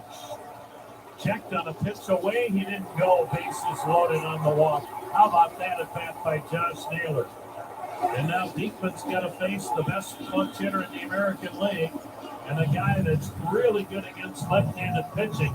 Talking about Andres Jimenez. Jimenez bats .370 with minutes scoring position. Jimenez bats .282 against southpaws. And Josh Naylor against this tough left-hander has drawn the 2-out walk to load up the bases. And now Rosario at third, Ramirez at second, Naylor at first. 2 down, 2 in. Cleveland with the lead, 3-2, is pitching coach Ethan Katz with another move to the mound. Meanwhile, in Minneapolis, the Twins with a 2-0 lead over Texas in the 6th. The Guardians have a 1-game lead over the Minnesota Twins and a 2.5-game lead over the Chicago White Sox. So, here's Andres Jimenez after an 8-pitch walk to Josh Naylor to load him up. Jimenez, the 8th man to bat in the inning, 1 for 3 with a single. Chicago defensively now. They want to find out from the first base dugout, how do you want us to play it on the infield? They'll put Andrews, the shortstop, almost directly in back of the bag at second. Big hole on that left side for Jimenez. The pitch. He grounds one through the left side. Into left field. Base hit. Here comes Rosario. Here comes Ramirez. Andres Jimenez with another clutch. 2-out, 2-run single right through that vacated left side. And the Guardians with a 5-2 lead as they score 4 2-out runs here in the 8th inning against the White Sox bullpen. And the formula has been the same since day one, as Tito has preached along with hitting coach Chris Valaika. One, just keep playing. Just play to 27 outs. And secondly, offensively, make contact. Do what you can to put the bat on the ball and get on base. All right, great approach by Jimenez, not trying to pull it, just hitting the ball where it's pitched, and it found the spot. Ninth man-to-man in the inning is Oscar Gonzalez. The pitch. Swing and a foul back, strike one. Give Jimenez now 58 RBIs on the year. But don't forget about the at-bat Josh Naylor had to draw the walk against that difficult left-hander Jake Diekman. Gonzalez tonight a strikeout, flyout, groundup. Naylor at second. Jimenez at first. 4 runs in. 5-2 Cleveland. The set, the pitch, and he laid off. Ball one outside, 1-1. I wonder if the creators of SpongeBob SquarePants ever envisioned 25,000 screaming that theme song as a major league hitter came to the plate, like we just heard here in downtown Cleveland. The walk-up music for Oscar Gonzalez. Now the set. Runner goes from second to third, a swing and a foul tip. Ball get away, going to second, delayed reaction, and Jimenez beats the throw. Naylor stole third. Jimenez moved once he saw the ball get away from Zavala just momentarily. And it'll go as a double steal, with Josh Naylor the lead base stealer. Naylor's fourth steal give Jimenez 16. And now, with a 1-2 count, the White Sox are intentionally walking Oscar Gonzalez. Nolan Jones will be lifted for a pinch hitter, as Owen Miller will come on deck to bat. Wow!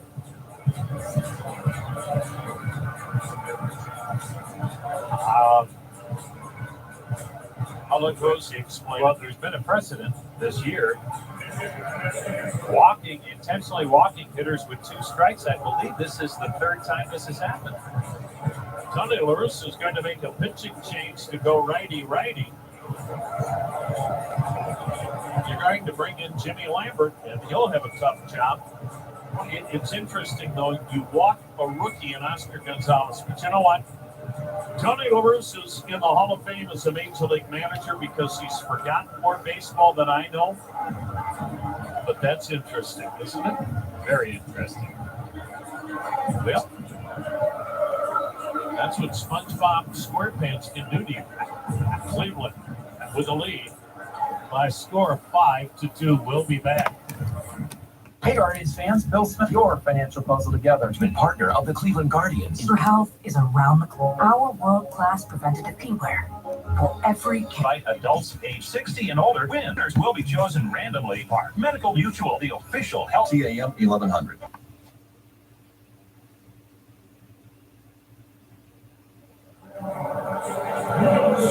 So the wheels are turning. A 1-2 count on Oscar Gonzalez, and manager Tony La Russa ordered an intentional walk of the rookie with Owen Miller, a right-handed pinch hitter, on deck. And once the walk was completed, Miller will now be forced to face a right-handed pitcher in Jimmy Lambert.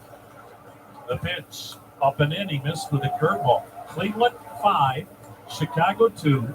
Cleveland scoring all 4 runs with 2 out hits here in the 7th inning.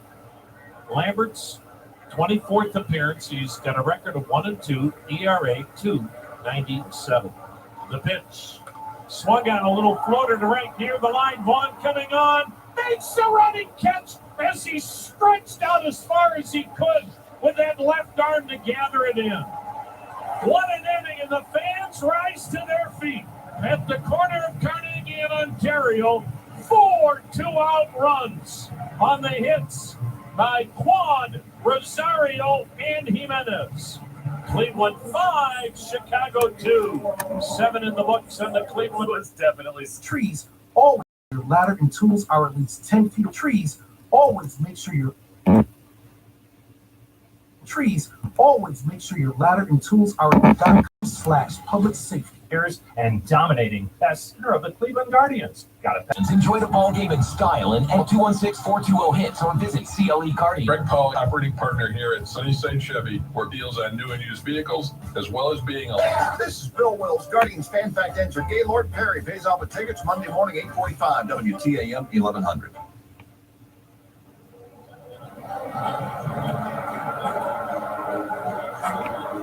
Well, this is one crazy night, isn't it?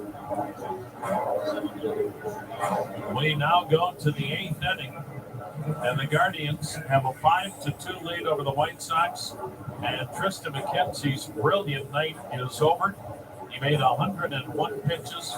He went 7 innings. He gave up 2 runs on 6 base hits. He set a new career high, 14 strikeouts. All righty, here's Seby Zavala, the number 9 hitter and catcher, 2 strikeouts. The pitch, and it's in there, a called strike. I mean, how in the world this game changed with 2 down?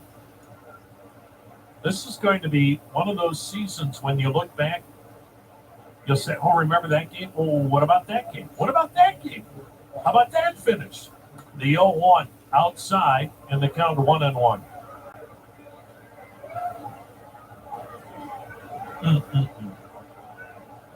Sit back and enjoy it, folks.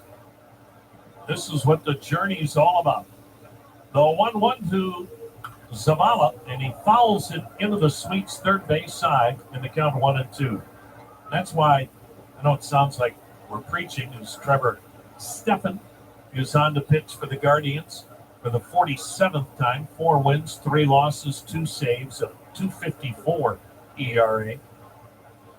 Stephan, fastball slider split, lets it fly, and Zavala swings and foul tips off a good splitter. Pretty good job there by Zavala to stay alive.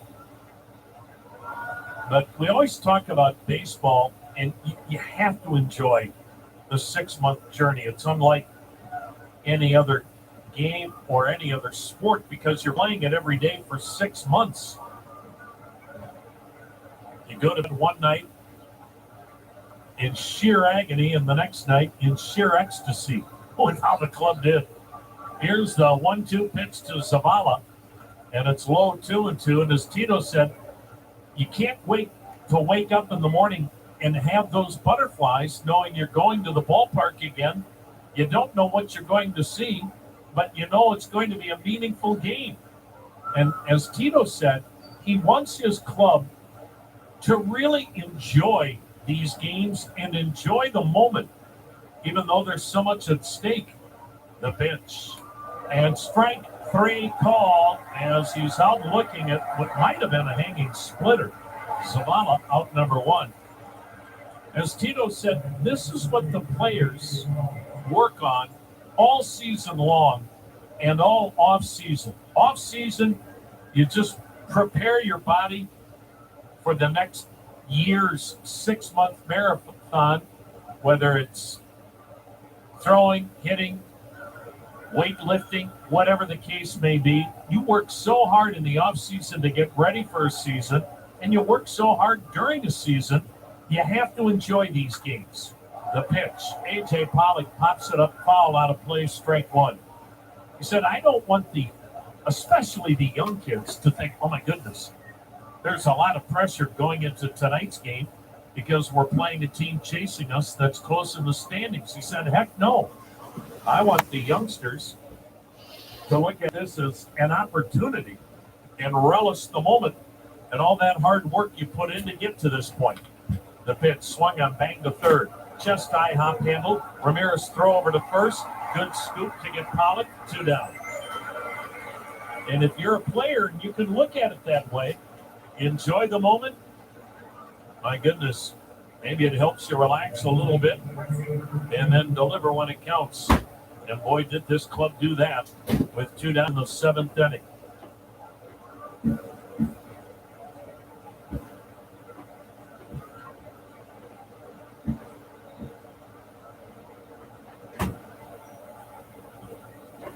Here's the set.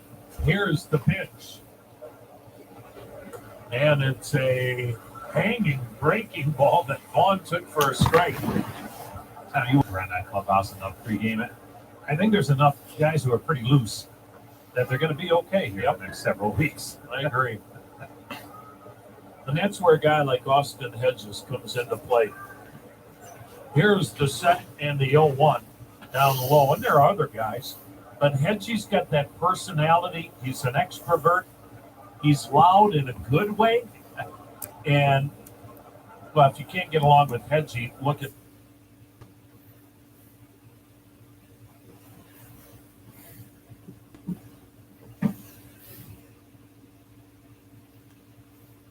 Iowa Street, 10:09 a.m. Out we have 9:38 a.m.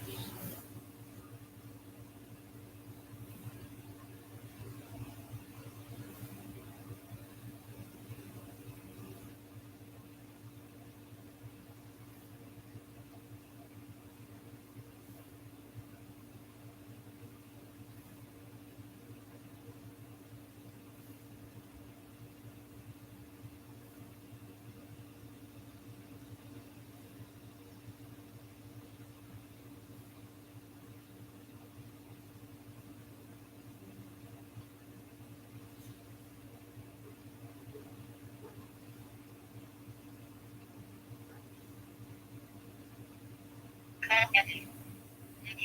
Idle Street, Saturday, August 20, 10:06 a.m.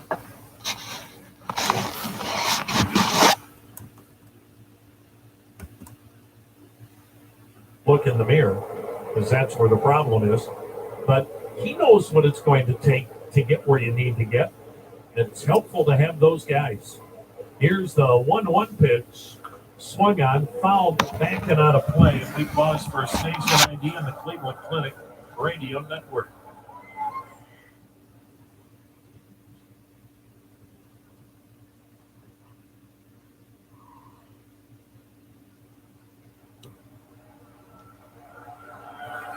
Tommy Hamilton, Jim Rosenhaus, Brian Montse at command center. 5-2 Cleveland, 8th inning, 2 outs, nobody on the pitch. Swung on, fouled upstairs again, still a 1-2 count. The other thing that's really benefiting this club, so many of these kids have come up together, played together in the minor leagues, lost and won together in the minor leagues. And the veterans have made them feel really welcome when they get brought to Cleveland. Almost like a collegiate atmosphere. Here's the 1-2 pitch to Vaughn. Bounced it in there. Ball 2, strike 2. And doesn't take much to look into that third base dugout during the course of the game and see how into the game guys are and how much fun they're having. It's impressive. I know it's a 26-man major league roster, but Columbus is really a part of it too. Look at the other night. A lot of players came up on their off night to watch Curry pitch. Here's the 2-2 pitch. Down low, full count. Yeah, I mean, think of those kids in Akron and Columbus that have played with some of these guys this year. Suddenly, the impossible dream seems like it's a reality. Maybe I can make it. And you can make it with a team that's in contention to do something really special. Now the set. Now the next offering. And Andrew Vaughn, a tough out on the 3-2 pitch, got hit. And I mean, he got smoked and he got hit up high. And he's wondering did he get hit in the face? He is holding his hand to his mouth and nose. 5-2 Cleveland. Vaughn got hit with that 3-2 pitch in the face area, it looked like. And his lips are bleeding. Yeah. It's the last thing Trevor Stephan wanted to happen.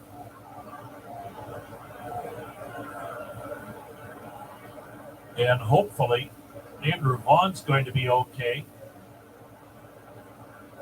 As that 3-2 pitch just came up and in. You know what happened? It hit him in his left arm and ricocheted into his face. Boy, that's a good thing, because that ball did not hit him flush in the face. It was a ricochet off his left arm.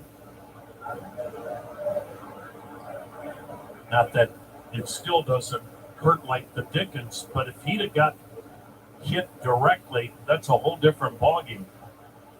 Tony La Russa's out there. The White Sox trainer is out there. Vaughn is bleeding, but again, it's a ball that it hit him hard, glancing off that left arm, and he's going to stay in the ballgame. 5-2. Cleveland leads Chicago. A base runner with 2 down. Tell you what, Andrew Vaughn is an impressive young guy. Josh Naylor came down to home plate, the first baseman, to check on Vaughn.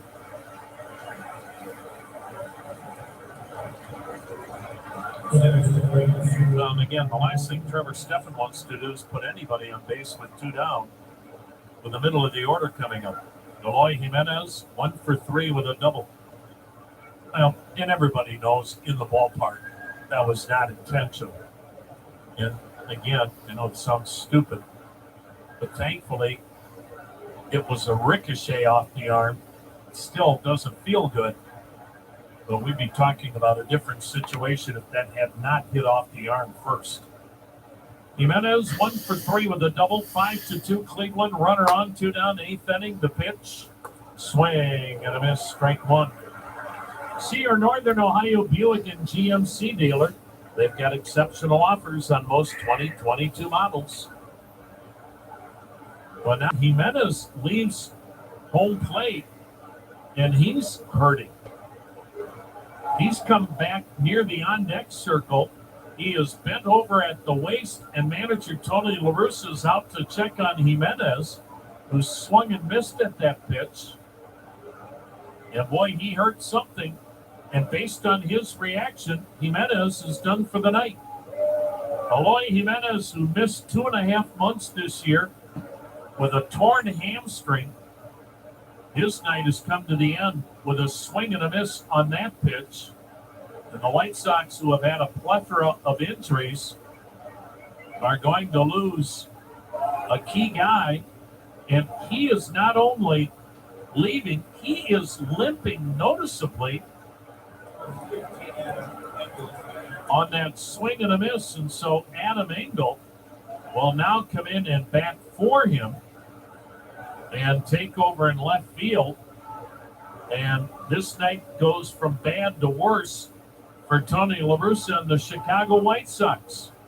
And based on Jimenez, his reaction, the way he is limping, you wonder if now we have seen the last of him for this weekend series, because they're without Luis Robert, who's been out since last Friday with a wrist injury, but is not on the injured list. But they're playing one man short. And now to lose Eloy Jimenez, my goodness. And we had talked about how careful he was being running the bases and in left field, and then sustained some sort of injury on a swing. So Adam Engel, who's a really good outfielder, will finish the at-bat. 8th inning, runner on, 2 down. 5-2 Cleveland. The set, the pitch, swing and a miss. Good slider, and the count 0-2. Adam Engel this year is batting .235, couple of homers, 14 RBIs. Man. Here's the set by Stephan. Pitch in the dirt, a splitter blocked by Maile. And the count 1 ball, 2 strikes. Jose Abreu waits on deck. You want to face Jose Abreu leading off the 9th inning if you're Cleveland. Guardians 5, White Sox 2. Tristan McKenzie with a career night from a strikeout standpoint, 14 strikeouts in 7 innings. Now the 1-2 pitch. Swing and a bouncing ball to third, backing up Ramirez. Gloves goes to second for the inning-ending force. We go to the bottom of the 8th. Cleveland leading Chicago 5-0.com today to learn more. Guardians fans, baseball distractions while driving by visiting keep them safe and give them a break. Modern Life and Cleveland lead an industrial evolution to ClevelandCliffs.com. Your head. Remember one of your best players because he was injured while celebrating? Yeah, he's got injured, but not like on a play or anything. When you bundle your renters and auto insurance with Progressive, you could save money, but it doesn't cover any terrible memories living rent-free in your head. Remember one of your best players got injured, but not like on a play or anything? He got injured celebrating a play, and it's not like it was a game-winning play or in the playoffs. And he was out the rest of the season because he was injured while celebrating? Yeah. Sorry, we can't save you from that memory, but we could. This is Bill Wills, Guardians. Changes for the Sox.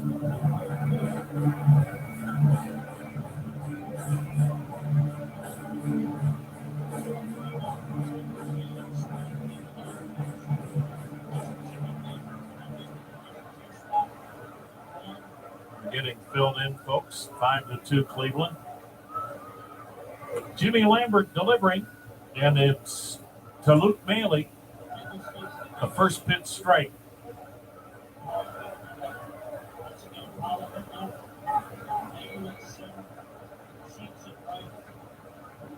The pitch, swing and a miss, 0-2.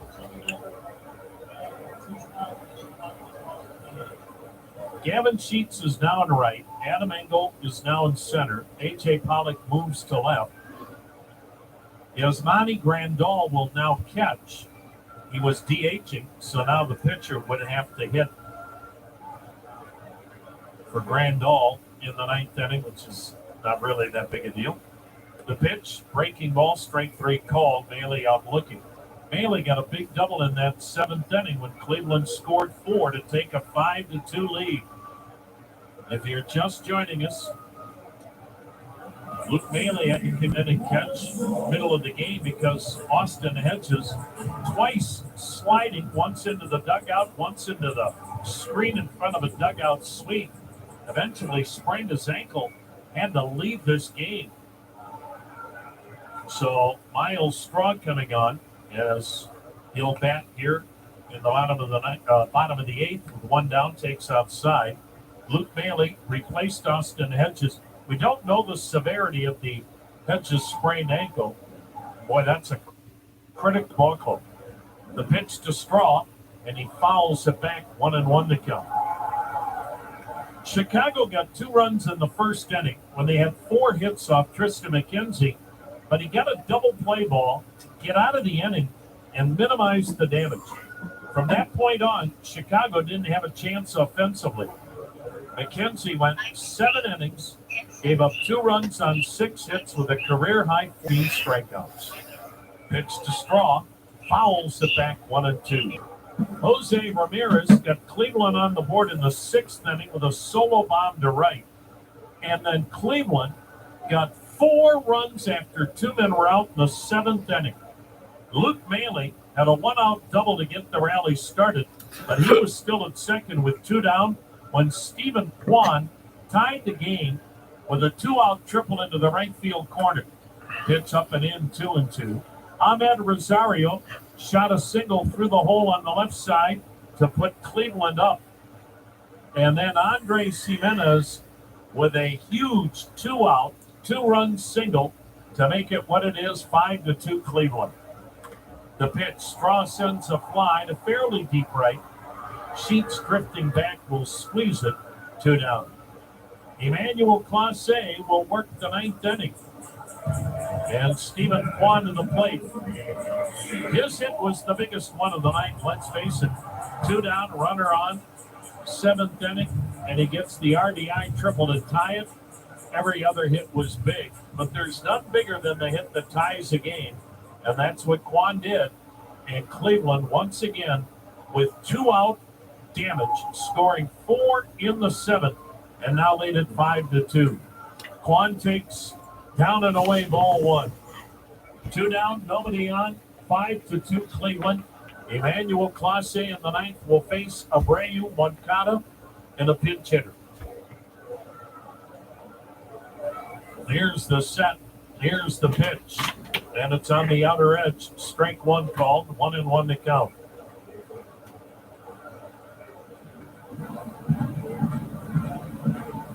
I'm guessing if Luis Robert couldn't start tonight, he won't pinch hit. It'll probably be the Gonzalez kid. That's the only kid left. Here's the 1-1. Checked on a pitch in the dirt. Ball 2-1 to count. Lance Lynn was tremendous for the Sox tonight. Struck out 6, gave up a run in 5 2/3, but Cleveland got to this really good bullpen, and that's not easy to do. Reynaldo Lopez gave up 3 runs in 1 inning.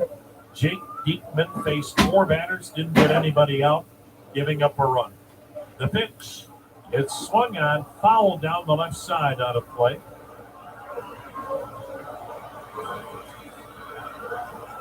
Well, you'll hear people talk about, well, this will be a crushing blow for Chicago. Yeah. Not in the major leagues, folks. Tomorrow's a new day. It's quickly put in the rear view mirror. But it's going to sting tonight, that's for sure, if they don't rally. The 2-2 swung on, ripped to second, and a leaping grab by Harrison. A BB off the bat of Kwan. We'll go to the ninth. Emmanuel Clase will try to not save number 28. 5-2 Cleveland. Keep on trucking with Valley Ford of Huron.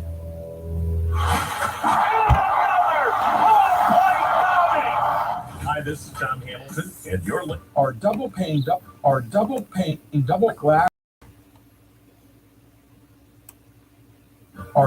pane, double strength glass is how we stand on them, but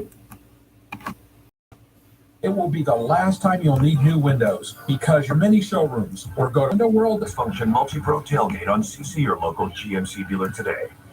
Car Parts Warehouse is a proud partner of the Cleveland Guard. Inventory of auto parts from top name.net. Right parts, right price, right up 1100. Well, Emmanuel Clase and the White Sox, Liam Hendricks, are tied for the league lead in saves. But Emmanuel Clase can quickly break that tie if he gets number 28 tonight. 5-2 Cleveland, ninth inning. Clase's 54th outing, 2 wins, 2 losses, 27 saves, 2 blown saves. Appearance number 54. Another good outing for Trevor Stephan as he works a scoreless 8th inning. He did not give up any hits, had a strikeout and hit a batter. And now Emmanuel Clase will face the middle of the order. Cleveland with a 5-2 lead, 4 2-out runs in the bottom of the 7th inning against one of the best bullpens in the game. Clase, the 100-mile-an-hour cutter, and the wicked slider. Jose Abreu tonight, 2 for 3, couple of singles, drove in a run with one of those hits in the first. Clase brings the hands up near the chin and lets it fly, and Abreu takes down and away, a slider missing for ball 1. Tomorrow night, a 6:10 start, but again, blanket giveaway from our good friends at Union Home Mortgage and Rock and Blast fireworks after the game tomorrow night. Hope you'll be here. The pitch, and it's in there, a strike, 1-1 to count. A win tonight, and the White Sox fall 3.5 games in back of Cleveland.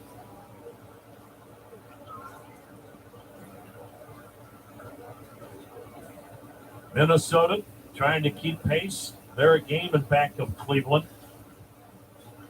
The next delivery, swing and a foul back. Oh, did he have some kind of rip? Talking about Jose Abreu. 1 ball, 2 strikes. Looking at the Twins, they lead Texas 2-1. They've played 6.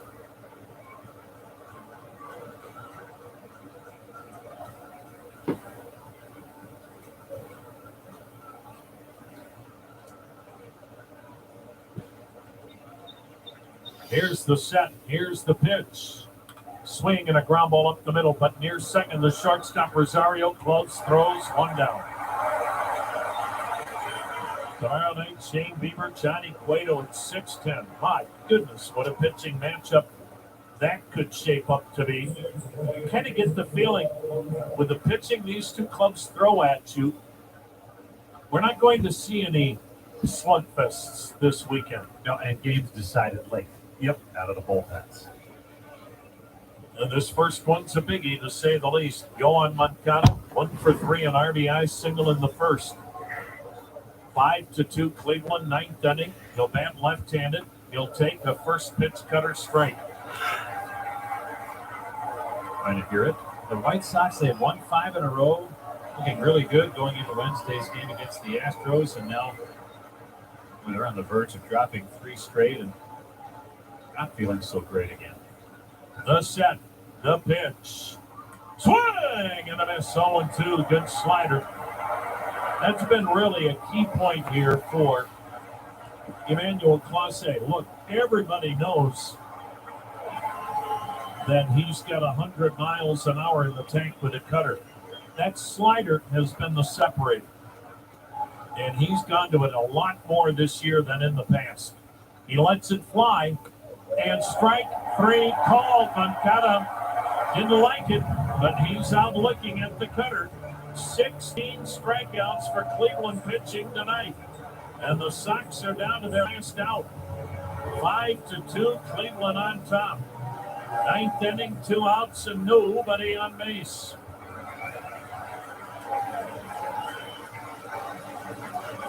Yasmani Grandal. That's right, I guess he...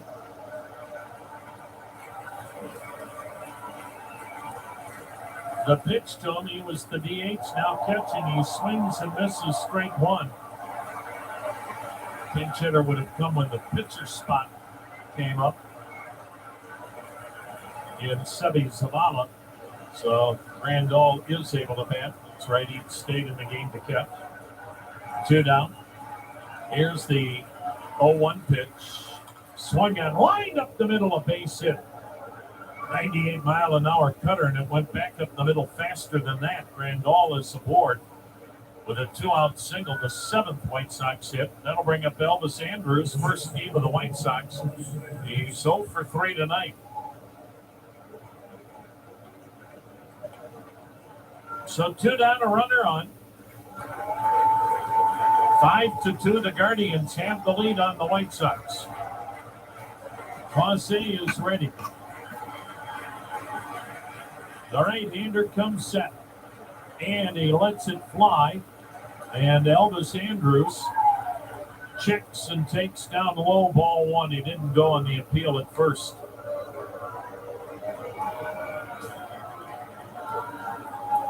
Five runs, 9 hits for Cleveland, 2 runs, 7 hits for Chicago.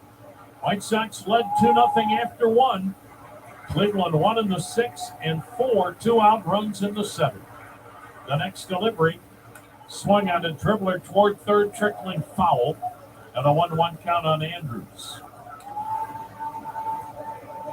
Stephen Kwan, an RBI triple tonight to tie it. Ahmed Rosario, 2 hits tonight. His second hit gave Cleveland the lead. Jose Ramirez, 2 hits, including a solo bomb to right. Andres Jimenez with a huge 2-out, 2-run single. His second hit of the night to give Cleveland some separation in the 7th. Now the 1-1. Checked on a pitch low. Did he go? Yep. First base up. David Rackley rings him up. And the Sox down to their last strike of the ball and 2 strikes.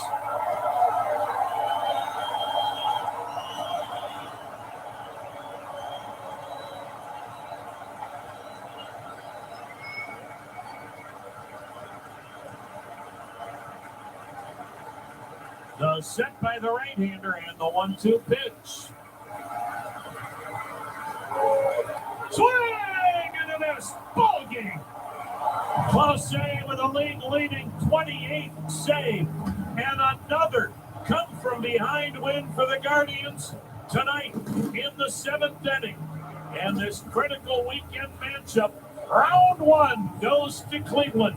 They beat the Sox 5-2. Something you probably do know. Progressive can not only offer you a great price when we bundle home and auto, they offer you round-the-clock protection. Something you probably don't know, it only takes 15 pounds of pressure to break a window.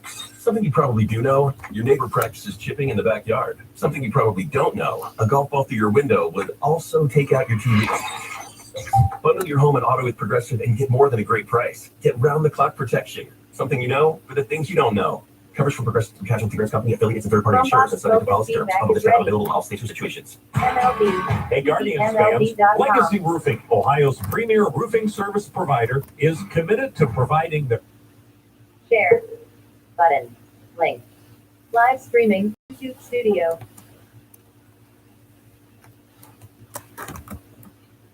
End stream. Button. Exit stream. Dialog. Press search plus space to activate. Yet. Button. End. Button.